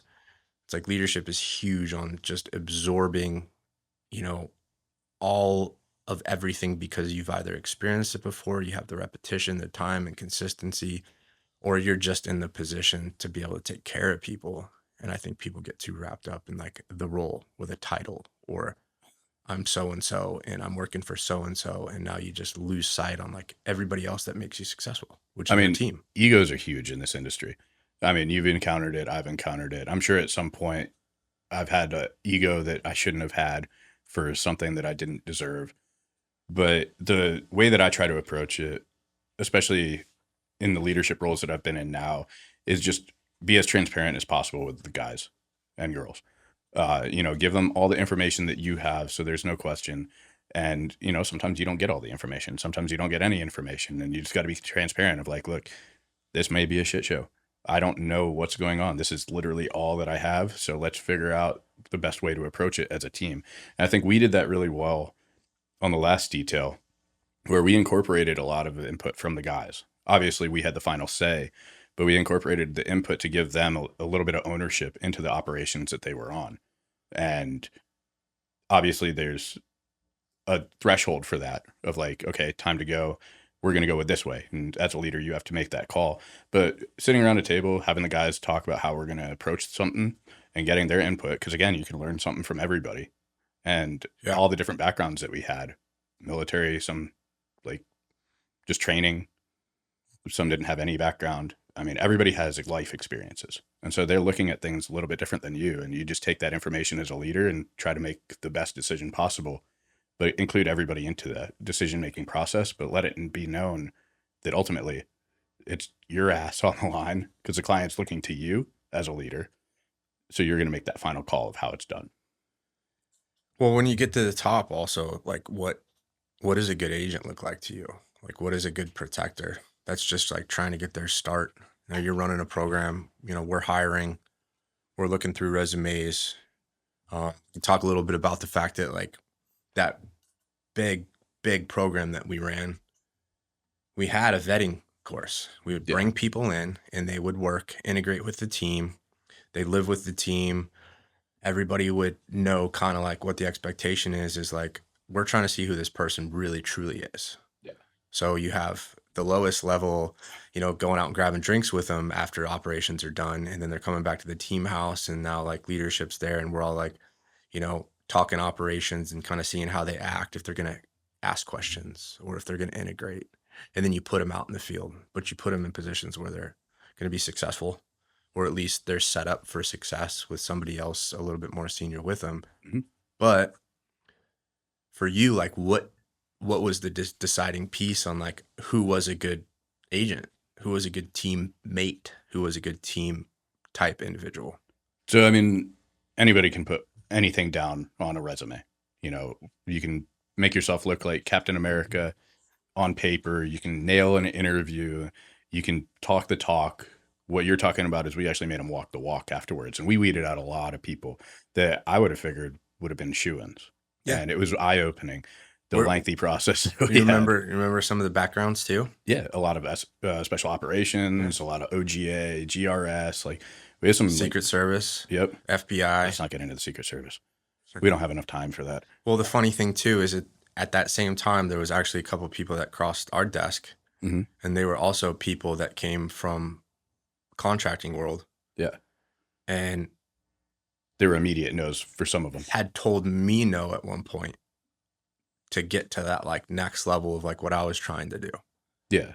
And it was funny now that it came full circle. It's not really funny, but it's just like the world works in unique ways where it's like our private security market at the level that we're trying to do it and the level that we've been doing it for nearly 2 decades it's different, right? And you have to understand those transitions. And we started to realize like who works within it. Now, a lot of our old team was made up of everybody. We had a very diverse team, a little Marine heavy, but diverse nonetheless. But back to your question, slightly partial to Marines, but it's okay. I mean, I have nothing against Marines. We all love the Marines. They're either good or they're really bad. Yeah. But what is the good agent? I would say the no ego is a big one, and coachable, understanding that you're not going to always know or have the best answer, but being able to rely on the teammates and your leadership and everything to, even if it's not like come to me and tell me how to do it, just a collaborative effort of brainstorming, being adaptable to different situations. And I think the last program that we were on, it was a very unique one because it's not like when you're on shift, you're off shift and you go home and you're just away from the team. You're living with these people. We had team houses where you're living there for 20 plus days at a time sometimes. And so you're off work, but you're still living with these people. And so we had to really focus on the team dynamic and the personality meshing. Yeah. Not necessarily like, oh, this guy's got the resume. He's a badass. We want him. but how does he fit in with the rest of the team that's not going to cause us problems in the long run? And I'm not going to say we sacrificed on resumes or anything like that, because we had such a diverse team that it made every situation easier, because we always seemed to have a guy that had an experience that Yeah. would be relevant for whatever we were doing. Yeah, remember our boat guy?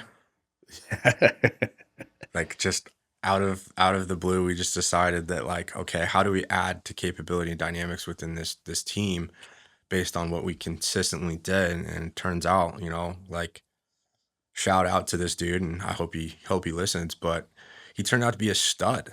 And Yeah. he pulled some rabbits out of hats, and He spent a little bit too long fishing a couple of times. But yeah, but materialized some boats, and even bailed me and the principal out of a unique situation where engine goes down on a dinghy trailing a yacht, and we're stuck out in the water, and the guys make an executive decision to go basically commandeer a boat with the quick high five and a cash transaction to get out there. But those guys knew how to operate that boat.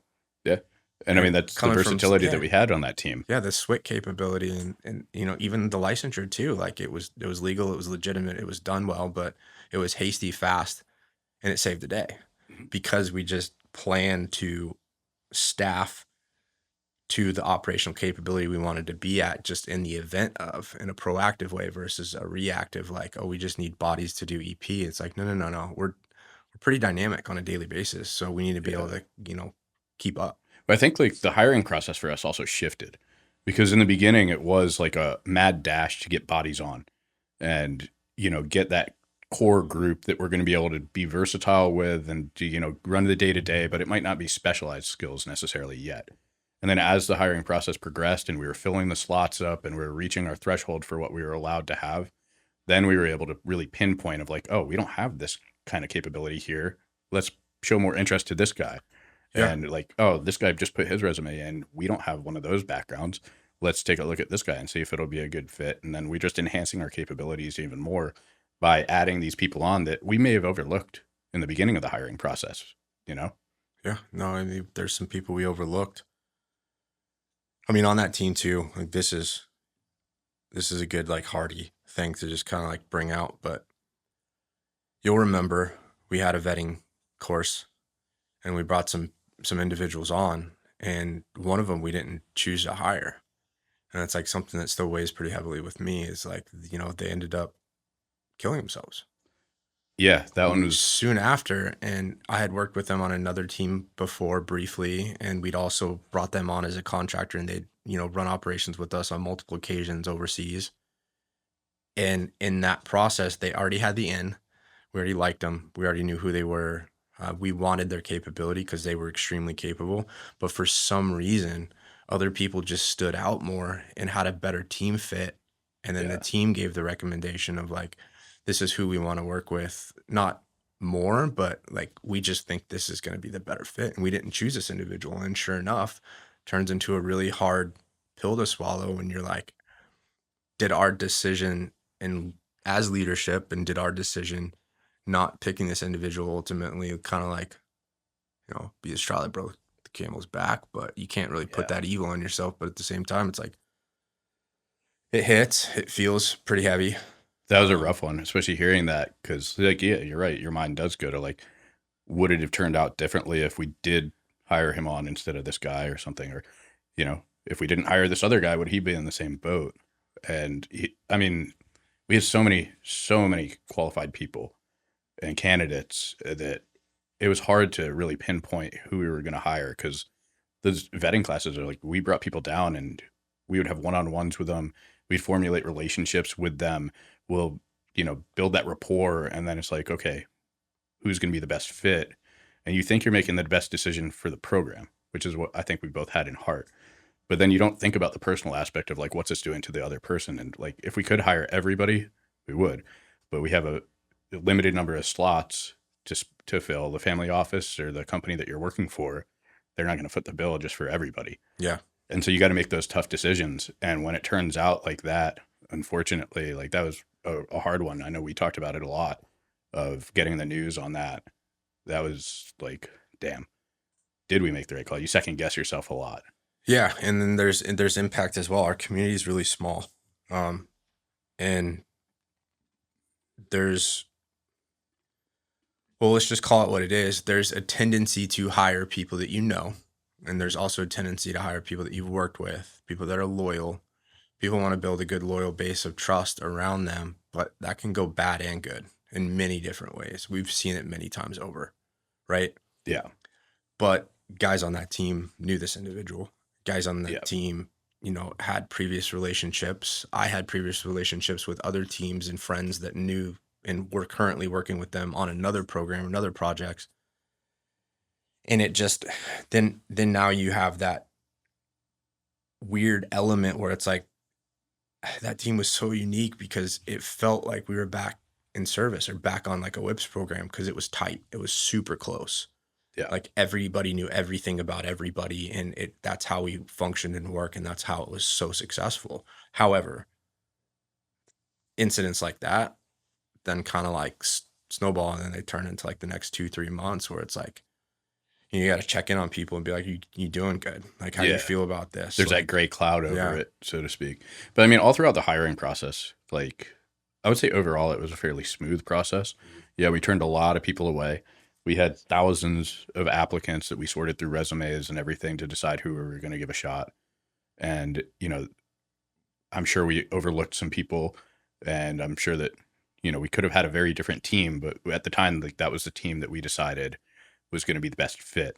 And I mean, I know you were recommending some people, and I shot down some of your friends. Yeah. You shut down some of my friends and everything that, we each thought that they would be good fits. And then either they interviewed badly, or it was just, we don't have the slot, or, something. And I know we were talking about it at one point, and it was like, oh, you don't want him? Well, I don't want him then. And it was the draft all over of like, well, it's like the tit for tat thing in like a joking way. But I think at heart, we both had the best interest of the program at the end of the day, and made a honestly incredible product. And I think that's the thing that kind of gets left behind is it's a business at the end of the day. And now where we're at, we're running it as a business. But at the same time, like the strategy behind the hiring decision, the strategy behind the staffing, the strategy behind which agents you're looking at and why, it matters long term in the whole building a winning culture aspect of things. And then also, why are they going to be best for the principal? Why are they going to be best for the program? Why are they going to be the best cultural fit for corporate? What is the capability that they're going to bring to get us to our end objective, which is like operational success and fluidity? And that sometimes gets lost too when people are just wanting to bring their buddies in. Yeah. And I mean, I think we had a good mix. We hired some people that we both knew. Obviously, nothing in the hiring process is ever perfect. We had some people that definitely fell through the cracks and maybe weren't the best decision after all, in hindsight. But at the time, it was the best fit. And at the time, it was, the people that we thought were going to be the best for the job. Yeah. And the best culture, developed the culture. Because, it was a unique detail of you're not going home at the end of the day. You're still living with everybody. You still have to interact with these guys. And it was so cool to see, like, the friendships and everything built. Like, I'm still in contact with the majority of people on that detail. Mm-hmm. I golf with some of them all the time. We're all on group chats. We all keep in contact, and a lot of the guys are doing really successful things, and they kind of went their own way, and they're doing great work. And what's funny too is that you get back in that like trying to find your next thing phase, and after that all ended for us, we were in the same boat. Mm-hmm. And that's a big thing too for, everybody like trying to break into the industry or transition to certain places is it's hard to describe to the outside world what our inside world looked like inside of that specific program. And that one in particular, because people go, filling out a job application and it's like, were you part-time, full-time, contract? And it's like, no, I was about 20 hours a day. Minimum. I mean, when you were on 20 plus days a month. More than that. And then remote the rest of the time. So the amount of experience those guys got, and a lot of them are running their own programs, running their own teams now. They've progressed amazingly, and it's really cool to see that. But yeah, it's hard to translate on a paper the amount of experience they got, because our ops tempo and our travel tempo is like insane. Yeah, because 3 years on that program and it could translate to, 7, 8 years of experience at a slower paced, minimal travel schedule, just kind of like Bay Area going about your business, taking the boss to work. It's completely different ball game, and the dynamics were astronomically different. You're almost a contractor at that point, Yeah. like back being on the whips, where it's like shorter rotations, but you're fully immersed when you're on, and then when you're off, you're off. Yep. Except for the leadership, obviously, because for you and me, it was you were off, but then I'm still supporting you on the back end while you're focusing on ops, and when you're off, you're doing the admin and stuff while I'm focusing on ops, and so it was a little bit different as you progressed up in that that specific program. But yeah, the guys, they were, I mean, probably the closest team since the military that I've been a part of. Yeah, no, it was a real team. Amazing one too. Yeah. Sucks it all went away, but at the same time, it's like, everybody's done really cool stuff since. Yeah. And I mean, you know what? We're all going to be getting together very soon for different events and stuff coming up. So that'll be really cool to, get with the guys. I saw some of them at IPSB and see how they're doing and stuff. And, I don't necessarily agree with some of the stuff and places that they're at, but that's not for me to say here or there. Like, if they ask for my advice or my opinion, I'll give it to them. But, it's just cool to see that everybody is successful at this point. Yeah, 100%. Because there was that question mark, I know, for you and me, because we were on the phone for hours about it when we found out that the detail was going away, of like, okay, where are we going to find places for all these people and try to keep people together, because this is the team that we want to work with. And so luckily a lot of them ended up in the same place, and that's awesome. But eventually we got to figure out a way to get everybody back together. Yeah. We got to have another tour going. We've got some ideas.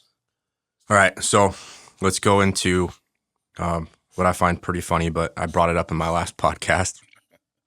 So for everybody listening, our relationship goes back quite a ways, but it started pretty rocky.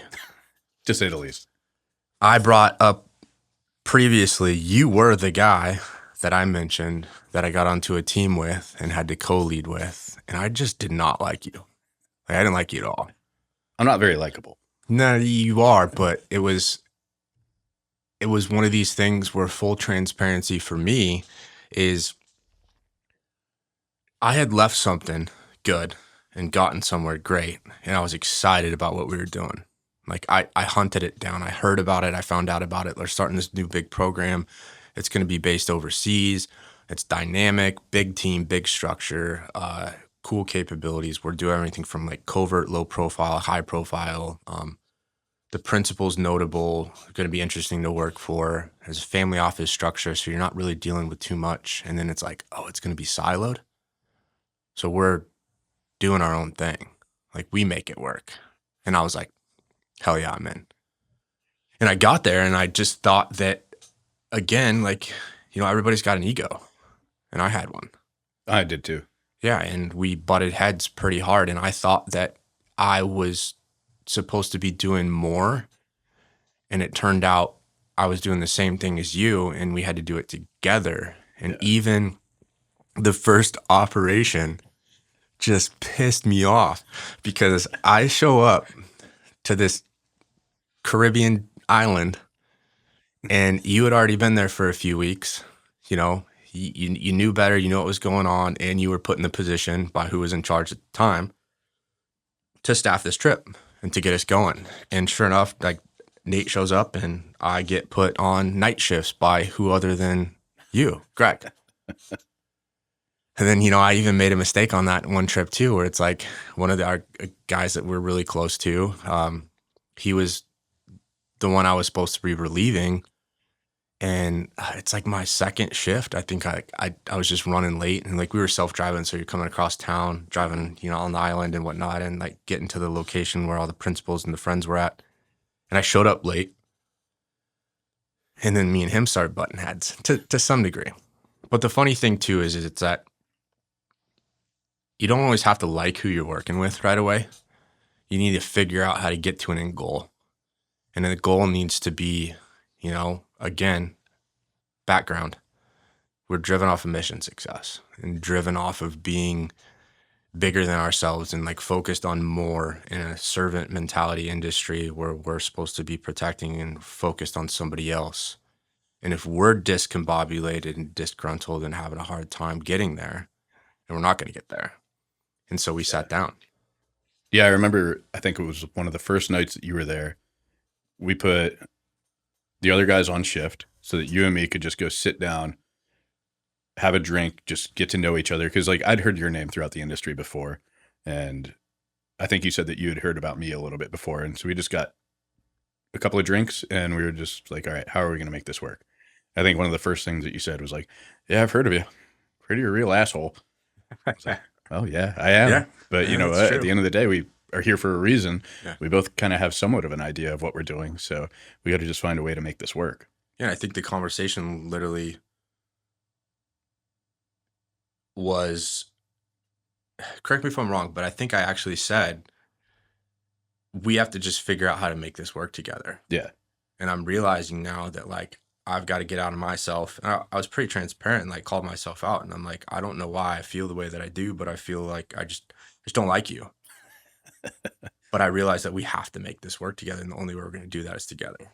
And Yeah. then since that moment, like that was like the moment we continued to butt heads, but it was all business.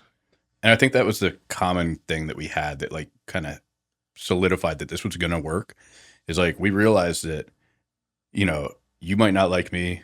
I might not like you. Let's put that aside and let's just focus on the common goal of making this an incredible program. And I think that just focusing on that, the personal relationship formed after that because it was like, okay, I can work with this guy. And oh yeah, he does know what he's doing. I don't have to worry about when I'm off and he's on, if he's doing the stuff that I wouldn't agree with, or, you know, we were constantly in communication and it was all business. And then somewhere along the lines, it turned into like, okay, this guy's okay. He's cool. We can, you know, coexist. We can have a good relationship outside of work and stuff and like actually have a friendship. But yeah, it started off on a very professional, rocky path of like, you're here, I'm here. You stay in your lane, I'll stay in mine. Call me if you need me, but essentially go away after that. Or I'm going to run operations my way. You're going to run operations your way. And then, well, the problem with that was It's two different ways and the client's not getting the consistency. yeah, and the teams not being able to kind of overlap and stay consistent together, which is another big thing we've ran into in these type of travel programs. And nobody's ever going to do it exactly the same way as somebody else. You're No. always going to have those little subtle differences and stuff. But overall, trying to find that consistency of like adapting the way that you do certain things and you adapting some of the way that I do things and like bouncing ideas off of each other, I think made it really successful and then made it more consistent for the team and the client.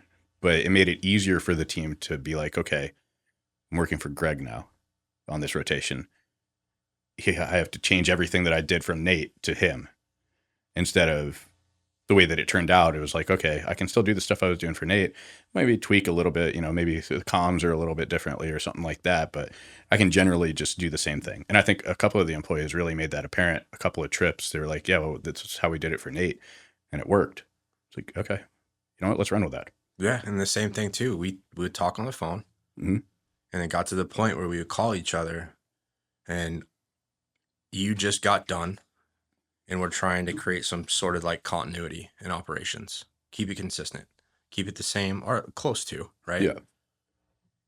Phone you up. Hey, Greg, here's what I'm dealing with. Here's kind of what's going on.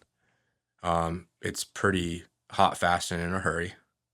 I think we're good. One, where'd you leave it? And how would you have gotten to where I'm at right now if you were still here? Because that was important. Because now if I can take what you're going to tell me and run with it and add my little spin and tweak, or maybe like move the guys around in a different way that makes sense to what I'm seeing, what I'm feeling, and what I'm dealing with, we're going to create some good fluidity and continuity and just like get to the point where we want to go. And then that's how we ended up operating, is just And our passdowns, like from the beginning, we would do maybe like 15, 20 minutes on the phone of like, yep, this is what happened. This is how we're doing it. Good luck. See ya. To like hours long of like just spitballing ideas of, all right, we got this coming up. Who are we going to put on? How are we tweaking the schedule? What do we got to do? And it turned into like less of two individuals trying to do the same job and more of just us coming together to realize that everything is going to be so much better if we just sit down, put the differences aside, Yeah. and get the job done. And then at the end of the day, if we don't go out for a beer or whatever, we still are like, just go away. Don't want anything to do with you, whatever. At least we made a good product. Yep. And it was all about, end goal program and like doing the right things that were going to stay consistent because of who it was affecting and impacting. And that's a kind of that like principle driven approach. And I remember trips where, you and I both would be like pretty burnt out, like pretty exhausted, and just trying to figure out like what's best for this handover. And like the zombie Greg moment. I mean, that was one where it was like you're getting off a train, carrying bags, yours and others, and I'm literally receiving multiple packs, principals, individuals that we were taking care of, and now taking charge and then moving operations and then getting them to where they needed to go, and then I'm taking over and the team is. And I'm headed to the airport. Yeah, and the look on your face was everything that I needed because we were pretty good at that point and we'd been working pretty well together. And it was a look of like, I'm out. And it was a knuckle bump or like a shoulder pat. And I think you had to like grab my shoulder because I didn't even recognize you. Yeah, I was in such like a fixated thing of like the clients are over there. I'm just making a beeline to be with them, get their bags and all that. And I think you had to grab my shoulder. You're like, what's going on? I'm here. And then understanding that you're it, how refreshing it is when you're on the other, when I would be on your side of that and I'd hand off to you. And it was one of those times where you're like, just go home. But then there's other times too, where we would make a conscious decision to overlap, to stay and to connect, to talk to the team, maybe like take people out and like sit down with the guys and figure out like what's going good, what's going bad, like how do we get better together, or us just to connect and like, talk shop and, figure out the next 3 layers. Cause we were always working. We were trying to be like 5 steps ahead. Oh, dude, we had the now, which was the operation we were running currently, but we always had other things coming up that were dynamic. Like flights are involved in vehicles and contractors and vendors and sending people ahead and being short-staffed one spot, overstaffed the next spot, but planning because we knew that there was more leapfrogging to happen. And I think that was a good balance that we figured out though, of like, let whoever's on focus on the operational here and now, and whoever's back home and off or doing like the little overlap that we would sometimes have, focus on the upcoming and just getting the groundwork laid out to make our lives easier down the road. Yeah. And that's now kind of like where I've gotten to, with like ResCore Group is, when you're trying to describe and, others talk about like educating principals and clients and potential customers is explaining the reasoning and justification behind staffing sometimes. Because if you take a corporate environment, for example, and then you have a family office, like they're going to work 2 different ways. Corporate's extremely staffed, heavy, capable, dynamic, a lot of different departments, a lot of help, a lot of assets. We know people working within big corporate techie structures that, they're executive protection and their leadership and management, but they have all the resources in the world to make them successful. Yeah. We had nothing. Yeah. We had a family office that was driving operations, a vendor company we were working for that like trusted us to take care of what we were taking care of. And then we just would run and do it with like minimal and little. So we needed staffing. And so model is never really going to translate in a perfect way. And people get this idea in their head of like a model. The cookie cutter doesn't work. Yeah. And that's one thing I wanted to like hear your thoughts on is like, talk about standards and models and, RFP process. And for everybody listening, everybody comes and has an ask if they want to build a protection program and they have an idea how it looks. But depending on who's making that call and who's making that ask, they might have an experience doing it, or they might just be in charge of getting it implemented. And now you have to navigate like what's the right model, what's going to work. And it's all driven and built like a custom tailor suit to specific individuals and everybody differently. And that's why it's hard to just describe a standard because you might not want to pay for, being a director of a family office. You might say, no, like it's not in our budget. It makes perfect sense operationally and like risk management from a risk management perspective, but no. Yeah, you got to weigh it out of who you're working for, what their appetite for security is, what their risk level is. And then from there, you can kind of generate what your idea is to present to the client of like, and for me, I always try to come with multiple options, and all of them are functional. Just you go with best, middle of the line, bare minimum. Yeah. Maybe a little bit above bare minimum because you're not trying to just screw yourself over right out of the gate. But functional would be a better word for it, I guess. We can get away with baseline. this. Yeah, baseline. Yeah. What's going to diminish risk, but not be optimal. But the cookie cutter effect, and I've seen this plenty of times where it's like, okay, well, what worked for this is going to work here. So we're just going to take that cookie cutter and put it over here. And we're going to have the same model. We're going to do the same things. It's just going to be different faces. And for a startup, I think that can be a good model, but you have to adapt it because, yeah, what worked for one may have some things that will work for the other, but it's really about feeling out the client, feeling out the principal, and then, like you said, making that custom suit. You always start with a big piece of fabric, and then you have to tailor it down to their size. Yeah, and you also have to educate and explain and, delineate between right and wrong and what works and what doesn't work. And you have to make that make sense to a bunch of different stakeholders that don't understand much or anything about the security industry sometimes. Yeah. And those are the decision makers that you really got to focus on. Some people want control. Some people take control. Some people micromanage and limit control. And they don't understand the fact of subject matter expertise in and amongst our industry, where we're just trying to do the best thing possible. And yeah, when it comes to a business sense, it turns into dollars and cents. Yeah. But right's right. And if it's fixing the problems, or if it's minimizing the risk, or if it's putting a model and a program and a pre-decided and conceived standard on top of the task at hand, that's the goal, is to give them exactly what they want, but then to be able to apply it and mold it and kind of scale. Yeah. And, you got to have the adaptability and versatility, because you might create a great program and then, it's exactly what the client wants today. And a week later, something changes in their life or something. And all of a sudden you're back to square one of like figuring out how to mold it again into what they now want. Yeah. And, like with my current client, luckily, they had a really open mind to the stuff that I was trying to do. They loved security. They wanted it. It wasn't like some of the clients that I've had where it's like, security is mandatory. We don't want you here. You're just a nuisance. Which is tough to deal with. It's very tough. You don't get any information. But luckily with this one, it was like, we want you here. We want your ideas. We want your input. How do you want to do this? Which is rare. It's not very common in this industry. But again, we still had to adapt multiple different times for changing things in life, like a death in the family or something. That changes our protection structure because we had a detail for somebody that's no longer with us. What do we do with these bodies? How are we going to still employ them and keep them useful on the detail? We got to adapt to a different tactic now of where do we put them, and our rotation changes.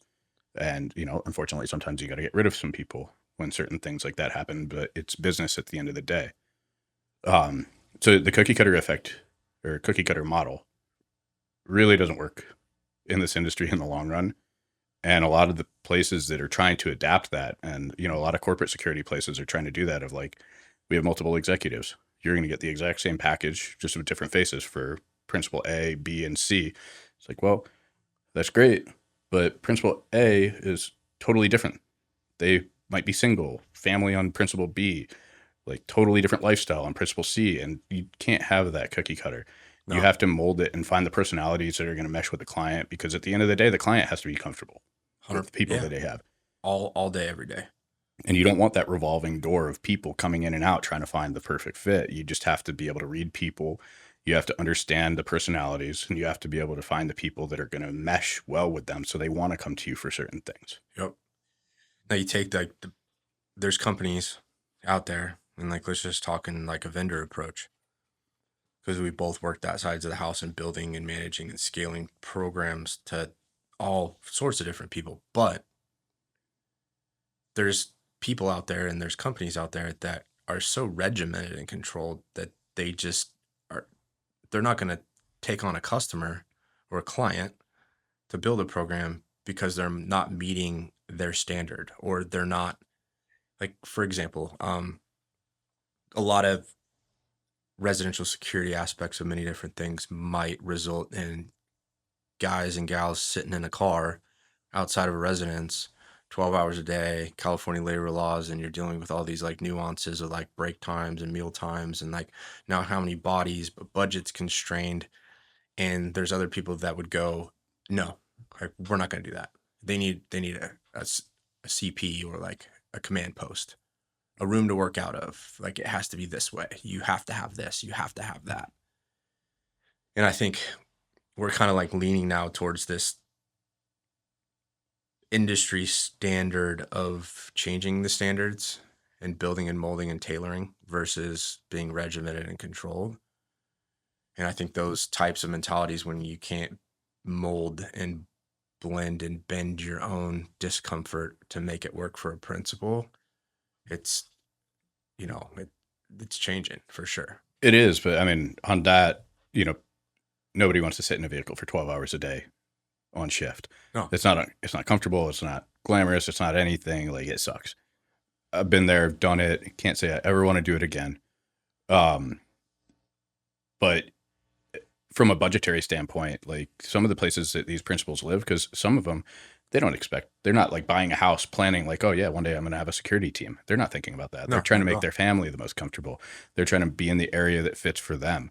We have to adapt to that. So if that means putting a vehicle post out there, if it means like, doing the uncomfortable to get the job done, then we have to adapt to that. If they have the appetite for it and they're like, yeah, let's make you guys more comfortable. We'll build you a CP. We'll build you all this, so at least you're like comfortable. Great. I've seen that a couple of times maybe, but a lot of the time it's just work with what you got, not build what you need. And I think if you get too wrapped around the axle on like what you want versus what you can make work, it's just not setting things up for success. Yeah, you got to be adaptable. You really got to look at like anything that you have around you, and look at our last RST.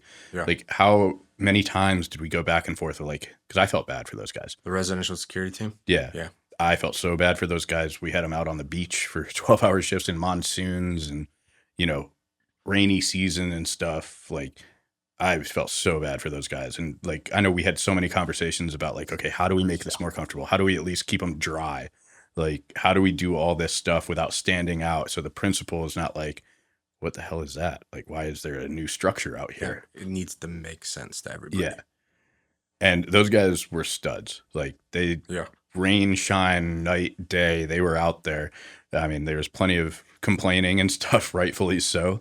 But I mean, my mindset was like, okay, I know this sucks. I've been in your shoes, maybe not identically like in the same location, but how do we make this a better work environment for them so that when it is raining for days at a time, they're not coming in miserable, sick, like all that. And so even in that piece too, it's like, what would you say to individuals going from that like residential security, and that was a tough spot. Like those people were the foundation of our program. They did the work. Oh yeah. The guys day in, day out. The executive protection team is, back at the team house, feet kicked up at a pool, posting pictures on group chats. Like, there becomes this like disgruntled team dynamic between like both sides of the house. Everybody's living together, and it feels like they're getting, the crap end of the program. They absolutely were. They are. And then they're also doing, the hardest work for the most part, but there's so much that goes into getting to the next level with the background and the training. And that's one thing that, even we're dealing with right now and like scaling the program is certain individuals want to do it, but, and this is going to segue kind of into some topics and asks about like dynamic operations and difficulties of, you take somebody that wants to do it and you give them an opportunity, but you have to also set them up for success. Mm-hmm. And if you don't, it could be a detriment of everything. Yeah. So you take a residential security agent that's done a year or so doing residential security. They're awesome. They've integrated with executive protection, and they've kind of like done a little bit of mobility off-site, on-site. They've traveled. But you got to get to a point where you're ready to just like take the chains off and say, okay, now you're in advance on an extremely difficult trip, and I can't necessarily put you there. And you're having to have a hard conversation and say, like, it's not that I don't think you could, it's that we can't take the risk on you not being able to. And I need to figure out how we can get there. And there's really no direct and right answer to level up, because we also dealt with situations where my ask would be, what do you think? Was one of those moments where it was like, it's so dynamic and so difficult and so hard, and yet it works, but it would not have worked unless the right people were there to just make some really, really, really difficult decisions to make it functional. Yeah, I mean, sometimes you gotta just put the faith in the person. We had the luxury on that last detail again of just having like a completely amazing team at every level. So when we were trying to bring those guys up, there was usually a place to put them with one of the more senior guys that had done it to show them the ropes. And then it really just became about seeing their decision making and how their thought process goes through attacking a situation, and then making the minor tweaks or sometimes major tweaks on their decision making, and getting them not to second guess themselves on certain things because they understand the gravity of the situation. They understand that it's all falling on them at this particular moment. So don't second guess yourself. Go with your gut instinct. You got good instincts, run with it. And so getting those guys out of that mindset and into like, okay, I can do this. And like, doesn't matter what gets thrown at me. We're going to do it this way, and just run with your decision. We can always fix a bad decision when we tabletop it later, but just make a decision. Break down an op, like a trip. Okay. And I know you know the one I'm probably thinking of, but and you know, like long form, short form, try to keep it short form, but at the same time, like from start to finish and the key players involved, without too many details, but at the same time, like that was dynamic, and that specific one could have gone every wrong way. You mean why I have gray hairs right now? Yeah, that specific one. And it, you know, at the end of the day, there was no risk. The risk was failure of logistics. Yeah. The threat level was not that high. Exactly. Like we weren't worried about bad guys. You're just worried about backlash from the client being unsatisfied. Yeah, or delays, or being stuck in locations where like there's nowhere to stay. Everything's too far off of the X, which is the location we're currently working. Like it turns into something really bigger and greater and more complex when everything falls apart. Yeah, I'll try to keep it short, but there's so many different moving pieces for this one, which is the Glastonbury Music Festival that we got less than 24 hours notice of going to.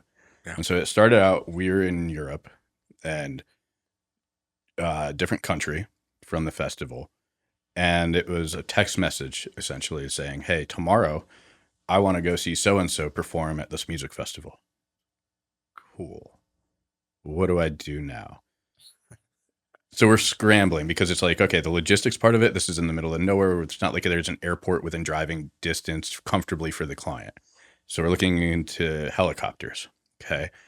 Shouldn't be a problem, except there's all these other events going on in the area. So every helicopter that's licensed to fly in that country is booked up. And we're calling in every favor. We're calling everybody we know. We finally found one helicopter, which wasn't going to be enough because it's going to have to do 2 trips, like a down, back, down, back. A lot of passengers. They kept on inviting more and more people. We had a full plane. And the more people are who? The more people were friends. They had another security detail with them and everything. And so and high up individuals from other locations around the way were like people that could impact a career by failing in that moment. Mm-hmm. So ideally we would have 2 helicopters for this. The clientele that we had, ideally we would have had 3 probably just to make it more comfortable, but we're crammed everybody into this helicopter. This is also when strikes were going on at the airport that we were flying out of. So we're sitting on the tarmac getting delayed while they're having a little champagne party in the back. And me and the other security team, I'm setting everything up. I have our guy on the ground. I sent him out immediately to advance. Got some local connections and everything. They're getting all the passes. They're getting all the vehicles set up. They're doing everything on the ground ahead of time that they need to do and killing it. like keeping in contact. I was on the phone multiple times, helping as much as I could from behind, but I still have to focus on the principal on the ground in front of me. Yeah, and getting everybody to and from. Yeah. Well, we have, just to paint the picture, like the assets involved, meaning like the people who are decision makers putting this all into place were minimal. Yes. We had support from our vendor company, high up guys that, have a lot of contacts and connections that could help set us up. But it's a T-ball game. They're just putting the ball on the tee. Yeah. So like, hey, here's a number, like make that work. And then who has to figure it out? We do. Yep. So we're coordinating everything. Family office that's coordinating with jet teams and helicopters and the private PJs, private jets. I don't even think they were coordinating with helicopters. I think that was all us at that point. But it's all just a few people. It's not departments. It's not a corporate organization with like access and pull. It's like where you're making it work by networking, connecting, and like delivering. Yeah. So the advanced team is out there and they're doing a great job. They're giving me all the information that they can, but it's such a short advance for such a big event that you're not going to be able to get the ins and outs of every little thing. So I'm dealing with the security team on the plane and we're looking at numbers for the helicopter and stuff. The plane, once it lands, is going to have to reposition at a different airport. I have to coordinate a vehicle for another security team because me and them were going back and forth. And it's like, look, guys, I have my guys on the ground setting everything up. I'm going on the helicopter. You guys are going to just have to take the plane to the next location. I'll keep you guys updated when we're coming, going, doing whatever you guys need. I'm there. You're gone. We You're would off. call like the ladder. Mm-hmm. Like what peg are you on in this operation? And like when you're at the top, or it's like it's your event, it's your invite, it's your VIP booth, it's your hosting, it's your house. Like everything else is kind of like everybody needs to understand, and we understand that of like taking like a back seat and running in unison or behind because they're primary and we were primary. Yeah. We were primary. They were not happy about it. They're like, no, that's my principal. I can't leave him without him. And it was like, well, then you're going to have to hang off the skids of the helicopter because we don't have a seat. And a big individual as well that has to then, whatever conversations they're having, they're probably needing to justify on like why I'm okay with dropping my security team. And then maybe, I don't know if this happened on that, but having a principal that goes, no, my guys are awesome. You're good. And that did happen. You're good. When we were discussing it, then the principals did get involved and they're like, yep, Greg, you're going. He's going to just be with the plane. We'll see you when you get back. And then his security team was like, just keep an eye on my guy. So yeah, don't worry. We got him. Which is a tough handshake to have because you're relinquishing control to somebody else's team. I would have hated that. Yeah, exactly. So we're on the ground. We get the helicopter in. It's doing the down and back and everything. The two drops. We have all the vehicles in place. And we figure out real quick that in this particular location, everybody who lives in the place is trying to make money off of it. So they're setting up like their own makeshift tolls. And we didn't have all the correct passes until like checkpoints, road closures. And so I got guys, we're rolling the windows down in the vehicles coming from the HLZ, the landing zone, handing me a pass to put in our window while we're driving through a checkpoint. And then they're leapfrogging ahead to hand me the next one to get in. Then we're in the concert. Finally, we're in the VIP area on stage. That's not good enough for them. They want to go down to the pit right in the front. So we have to coordinate with the event security to get everybody down there. And people are trying to jump over the fence. The event security is forming a chain essentially while this dude's performing. And it's like one thing goes, I'm looking at the clock. Yeah. Clock's ticking. It's like, when is this going to be done? And the event security was awesome. They were like, look, here's the music bill. Here's the list in order. Once you get to this song, maybe start trying to get them out. I was like, I'm not going to be able to get them out. They're trying to see the whole thing. They want to meet them afterwards. Like they're trying to do a meet and greet. This is all while airspace is getting shut down. Flight restrictions. At the end of the concert. Like, we're trying to go. And I'm like, maybe we can make it. And they're like, no, we're going to stick around for a little while and chat. So luckily we had 2 flights. So we got half the people out. We didn't realize that the passes to get into the event are one thing. Passes to get out are a whole different thing. So we had to scramble around to get the passes out. While they're doing the meet and greet, while the airspace is shutting down, it's still a 15-minute drive through foot traffic of these thousands of people that are going from concert to concert and to their houses or hotels or cars, whatever.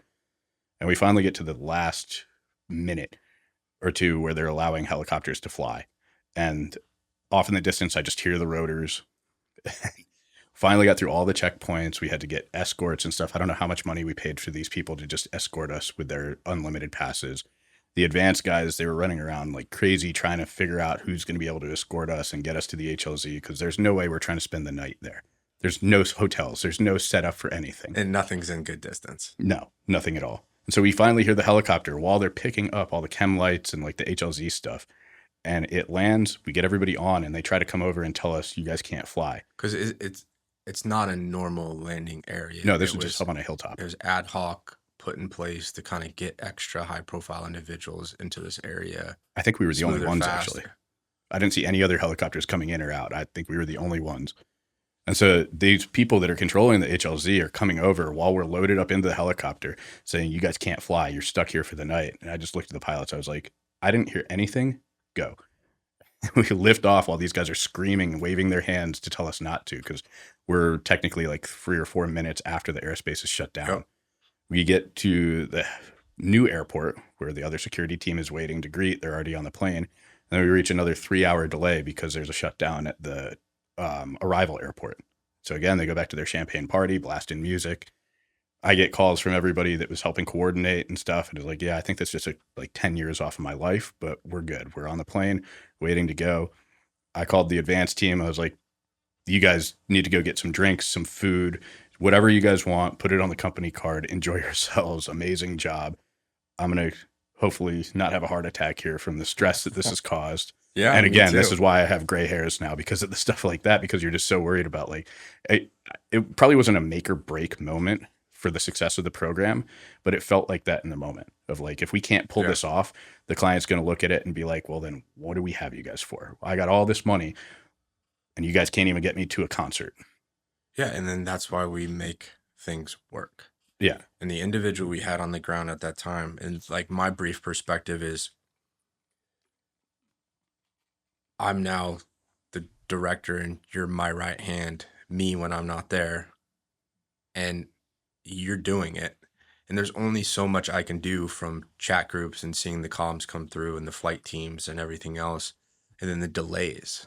So when things pause in the field, there's a tendency for a lot of individuals to like wonder why there's delays, or like why nobody's communicating, or want information from a back seat, or being a keyboard warrior sitting back and like expecting information, or like a corporate GSOC, like what's happening?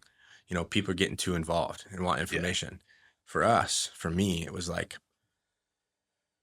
we've got our guy on the ground, our advance at that point, who was being an absolute stud. Yeah, he killed it and performed beyond anybody's expectation to a degree where it was like he became like, he was a go-to guy after that. Go-to. Yeah. Yeah. And it just, and that set him up for success too, because then he realized, I can do this. Yeah. I think it gave him a lot of confidence in his ability there. Yeah. And I mean, he absolutely crushed every aspect of it. He found the problems before they became problems. And as much of a pain in the ass it was to deal with, because like I'm keeping an eye on the principal, people trying to jump over a security line where my client is. I'm also answering the chats of like, hey, bad news. Those passes that we got, they're only good to get in. We can't get out. It's like, all right, who do we got to call? And then you're passing critical communications and it's minimal and everybody feels and reads it a certain way. Yeah. So me from afar, back home watching all this happen in the middle of the night, because you guys are in Europe and the hours are different. It's like things go quiet. And there was a moment on that specific one where I was like, you're there. And then our other guy was there. And then it was layered and we had every area covered. Everything was just falling apart. But no comms and no communication was good. It means everybody's working and they're working so hard they don't have time to jump on a text message and update everybody on everything. You just have to changing so fast. You just have to trust it's flowing and it's going, and it turned out to be like a great success. And people brought it up afterwards. Oh, that was definitely one of the most memorable ones on there. And you're right. Like, it's nerve-wracking, especially from your position as a director on that one of like, okay, why aren't they talking? Why aren't they communicating? Just trust, man. It's just that build a winning culture. But it's rare because like I've been in situations where like, you know, we still have a dynamic situation unfolding, a shooter or something like that. And you got these clowns calling from different states trying to get a sit rep before bullets are even done being fired. And it's like, all right, why are you clogging up comms? Let me deal with the situation. And then you're non-essential at this point. Let me deal with the team on the ground. And then we'll go give you guys a sit rep so you can feel good, pat each other on the back for a good job, well good from a different state. But if you're not going to be able to help out in the immediate and respond, like, let us deal with it. And that's where And that's a leap of faith. Yeah. It's, it's rare. We're dynamic organizations that truly get it and truly understand what we do and allow us to do it in the way that we know how to do it best. Mm-hmm. But it goes to the culture that they're not created asking on for information. They're just waiting to get it. And they want to be the ones to have the information first. Yeah. Or control it. Mm-hmm.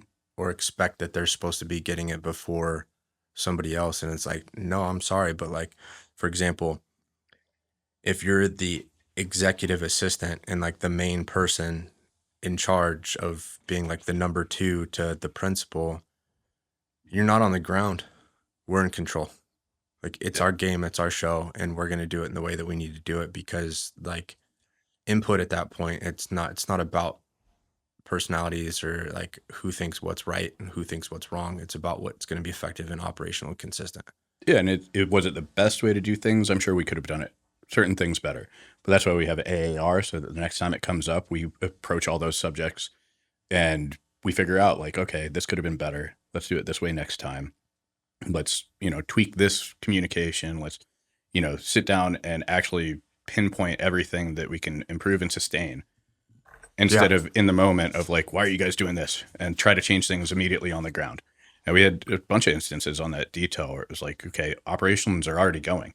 We have the plan. We're going with the plan. We'll change it later on for the next one, but you're just going to disrupt things and make it not a smooth flow for anybody, the client, the friends, the other agents, or anything. The time to change it would be before or tweak it after. Yep. You have to stay dynamic. Mm-hmm. And you have to be able to just like go with the flow, have guys that can run and gals autonomously. Yep. Change on the fly as the situation dictates, but try to stick with the plan. Yep. Make hard calls and then have leadership in place that are going to help justify your call and support you versus throwing you under the bus because it makes everybody look bad because we failed.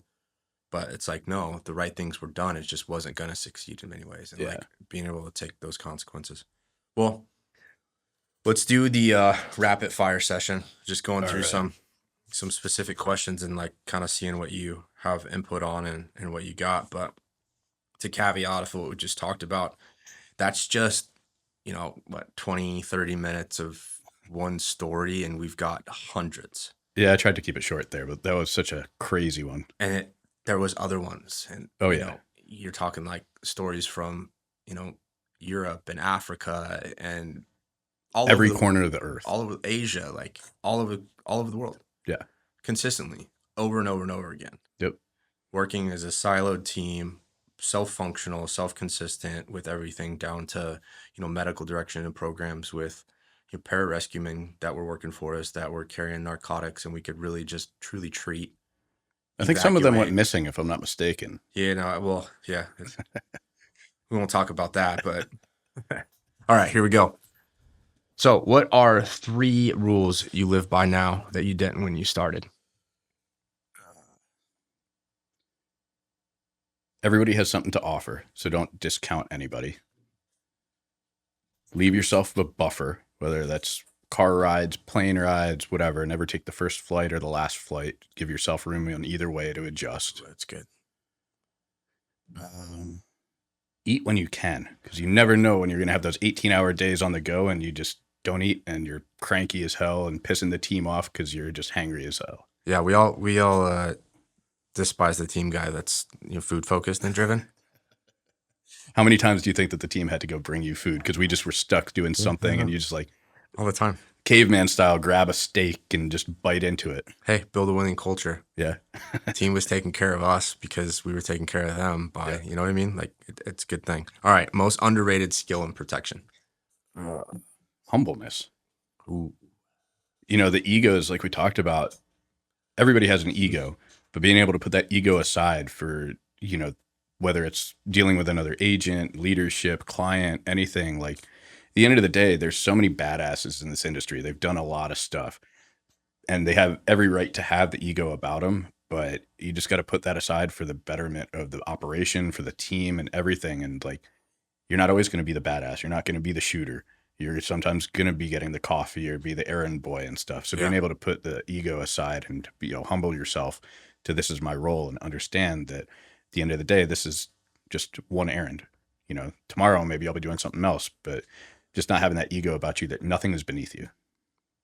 Oh yeah, I got a really good one. I'm gonna add to that too. So Yeah. like if you've been a GSOC manager, for example, like kudos, good stuff, but great. That doesn't make you executive protection. If you transition to an advanced team that does a little bit of advanced work, but it's, you know, minimal, not that dynamic, that doesn't make you God's gift to the industry. But again, it goes back to you can learn something from everybody. So, Yeah. you know, humble yourself to the stuff that you don't know. Pick up what you can from the people that are around you, whether they have more or less experience. Yep. And realize that where you're at right now might not be where you're at tomorrow. And be a good teammate, That's a huge one in this industry. no matter what level you're at. Yeah. Like it is a start to finish. Every level is involved to make it successful. And if you don't appreciate the valet guy, you know, They might screw your to whole the operation up. CSO at the organization, like it's going to fail at some point unless you're just trying to be a team player, play up, play down, Mhm. play every position, and understand that you should be able to. There was another guy too that came out recently. Hey, I don't know if you know who they are or whatever, but it was an interesting podcast that popped out, and I just wanted to flag this one because I meant to last time, but they described it like you're not actually doing executive protection if you're not making up to like $250,000 a year. And it's like, You can't measure it in money. individuals need to stop acting as though they know everything to do with anything. Cause I'll sit here all day long and say, there's so much I want to learn. There's so many guys I want to talk to. There's so many areas that I need to get better at. But acting as if you have the answer, you know the answers, or using your platform to then talk about things from a perspective of being a subject matter expert, and then you get vetted out of that. Like everybody will go, oh no, I know what you did. You worked for me, and you know you only did so much. Like you can't speak Yeah. on it as though you've been doing it for a long time and understanding the dollars and cents behind things. And it's also so client driven because, you know, you might be a subject matter expert because you've been with your client for 10 years, but come over and work for my client and you're not going to know what the hell you're doing because you have no idea about them, their likes or dislikes or anything like that. Yep. So, you know, you can't really ever consider yourself an all around subject matter expert in this industry because you haven't worked for everybody. You don't know what everybody likes as a principal, as a client, as a company, or anything. You can have ideas that have worked for you in the past to bring over, but again, you got to adapt and change. Which is all of us, and you brought it up. Like remove the ego. Yeah. I just remove it, and like We've all had humbling experiences. yep, try to be a good team member and a good leader. And if you're gonna mentor people, mentor them from a perspective you actually know better, and if not, pass them off to somebody that does. Yeah, and you might not always have the answers as a leader. Yeah. You know, you're always looked at as like, okay, I'm going to this guy because he knows it all type of thing. When you're going to a manager or a team leader or a director, you might not know it all. You might have to defer to other people and, you know, humble yourself in that aspect of ask for help. Yep. Okay, so a moment you're proud of because it was done right, not because it was dramatic or there was anything else involved. It just like it felt good. I got to go with that Glastonbury one again. Like Yeah. getting on that last helicopter ride after getting all the clients in, out, and all that. It was just like you can breathe. You get all these people calling you up, and it's like you're reflecting on it and everything. And it's like, damn, we actually pulled that off somehow. There's a few of those too where it's you get that like the head nod or like the looks or like the friend's comment, and they saw it and they understood it because they've been in that environment for a lot. They've seen EP teams or whatever, and they just go, man, like They pulled it off. Like, how did they do this? we got a few of those comments too where they're like, these guys are good. Yeah. I mean, another one would be like, you know, you pull off all the last second stuff because you're never going to get the amount of time that you would hope for when you get it to spin up. So my client's a golfer, getting them onto some of these crazy golf courses around the world on a last second where they're booked out for 6 months to a year sometimes, and finding that way to just squeeze their tee time in. Yep. Like that one's a proud moment there for some of it. And I have an amazing client now that sometimes even invites me to play on those courses Yeah. with them. So it's a lot of fun. Which is a different dynamic when you step into shoes where you're having the conversations and you're just being a normal individual with them because you're responsible for a segment of their business. And then you have to figure out how to work those dynamics too. Yep. But We can draw that hard line. and we didn't even go over any of the real incidences, like the actual high risk situations, the medical incidents, like all, Yeah. this is just all facilitation and logistics. Yeah, everything those we've been discussing. situations, they're dynamic in themselves. They're a little bit more chaotic. But yeah, like, making the call to do a medevac or something in a third world country for somebody that's sick where they don't want to go. And you have to make that decision of, okay, what are we going to do? Or you have a shooter show up to campus and everybody's panicking because there's bullets flying and stuff. And you have to be that calm, cool head of reason that people are looking to like take a key off of, okay, evacuate over here, get away from it. And you're still like putting yourself into a dangerous area. Because we didn't hit on it, but you were at the YouTube shooting in the I Bay was. Area, and evacuated people out of that and had to deal with some dynamic stuff. For another day. Yeah, we'll have to continue that. That's an even longer story. Maybe your next one. One specific habit normal people can build for safety without becoming paranoid. So think of advice you would give a new customer, new client, new principal of just like, hey, let's maybe change these things we're doing daily to just get a little bit more risk averse. I think a lot of people, they're creatures of habit. And so, making it a little bit more spontaneous at times of like, you don't always take the same route. Maybe you don't stay at the same hotel. Maybe you don't do exactly the same routine every day. Change it up a little bit, but also be aware of your surroundings. If something feels off, then more times than not, it probably is off. Yeah. Whether it's like an active shooter or just something feels off with the weather, like that varies the level of it. But if something's off, it probably is. So be aware of your surroundings and just vary things up from time to time. Yeah, check your friend group's postings on social media while you're with them because they might be flagging you in locations that the geotagging is real. Yeah, you otherwise wouldn't. All right, so let's kind of like wrap everything up a little bit. This has been a really good conversation. I'm excited to see, what you bring to the table next time with interviewing somebody. Or yeah, I have no idea who I'm going to. Hopefully you can make that happen. Figure out who I'm going to bring down here for. Make it weird, make it interesting. So if someone wants to enter this field though, like what should they do first and what should they avoid? So this is again an ego-driven industry. Be cognizant of who you surround yourself with. Like you can learn something from everybody, like I've been saying, but there's definitely people that can lead you down the wrong path, and it might be the right path for them, but it's not necessarily the right path for you. So take with it what you can from everybody, but also forge your own path. Go to a good school or two or something like that. Network as much as possible. Expand your whole network as big as possible so you can get those differing opinions and don't just stay like, oh, so-and-so said that this works, so you're saying something different? No, I'm going with him. Develop your own way of doing things based on your experiences and based on other people's experiences that they're sharing with you. Because what works for me doesn't necessarily work for you. Yeah. Okay, so what do you hope changes in the industry in the next few years? I want to see a shift in the industry from, again, that cookie cutter thing of like, okay, we've been doing this for 15 years. We've been in the industry all this time, but we never really adapted. Like, I want to see a shift in the industry to incorporate these new ideas that some of the younger generation in the industry have, because it's always changing. Like this industry changes more than most, I would say. I'd say maybe technology, faster pace change, but the industry has to adapt with that because we work for those people. And so I want to see some of the new ideas incorporated at a higher level and how to build out the programs, not just like, oh, okay, well, it worked for them, it'll work for us. Yeah, it's a very good point. It's becoming more and more and more fast paced where it almost feels like we have to keep up.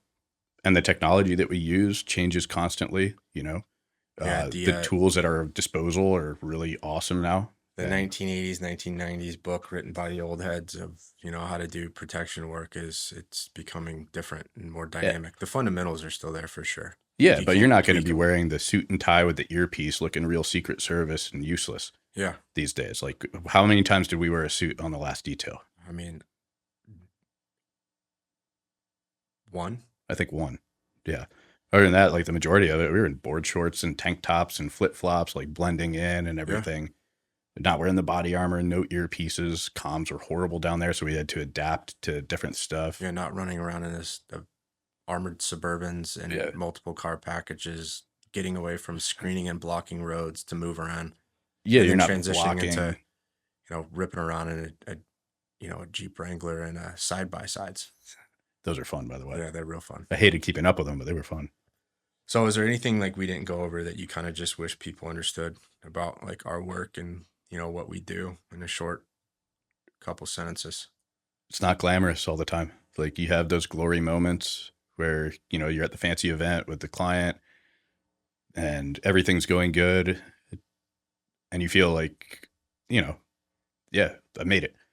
Then there's also those times, the majority of the time, where it's just sit around and wait, bored off your ass.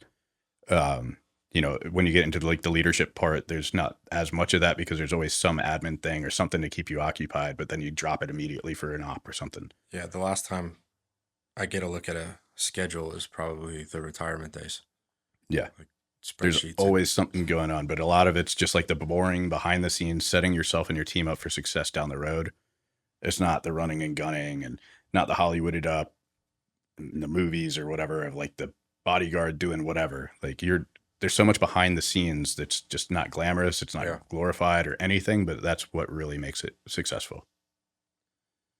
Completely agree. And the final thing is, let's take it just back to personal real quick. And then, like what's going on in your personal life? For example, for me, I'm getting ready to marry, the girl of my dreams, absolute gorgeous, stunning. I'm definitely not good enough for her.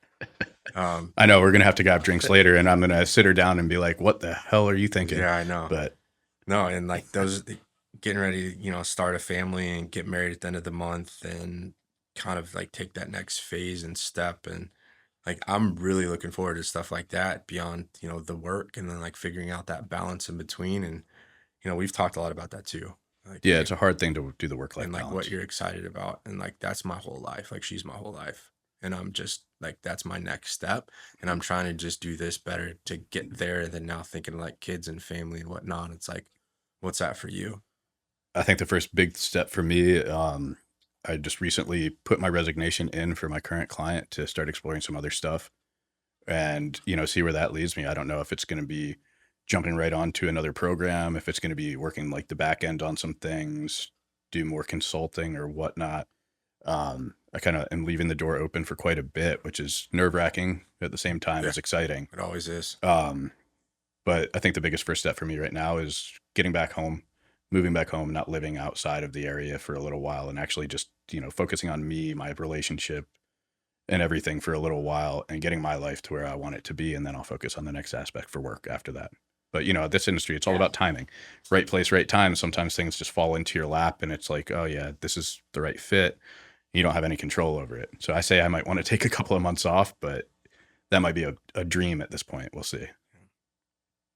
Other times it just slaps you in the face and like next thing you know, you're kind of like running and gunning and going again. I know. And it would be nice to have a little bit of a break to recharge the batteries.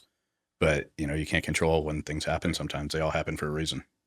Yeah, my like final piece to all of this would be, there's really good people out in the industry and this platform has been cool for me to be a part of just because it's all about like getting different voices out there that aren't doing it all the time. Yeah.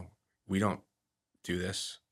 We've been silent professionals in the background trying to do the best job that we can every time we do it to the best of our abilities. With all the drama, BS, bureaucracy, and politics involved in between. But there's so many good people that are out there that are doing it that way. And there's so many good people that everybody would be extremely fortunate to have. And, me working with you and, our relationship and friendship is helped me grow astronomically. And so I appreciate you for that and for jumping on here. And like, this has been cool.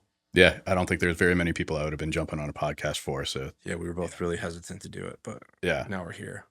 I'm glad I did it. This was my first podcast. So, it was fun. It definitely was an experience and everything. And I'm looking forward to doing more, especially collaborations with you. Yeah, absolutely. And like you said, there's so many good people in this industry that would be awesome to have on this and hear their story and get that out there.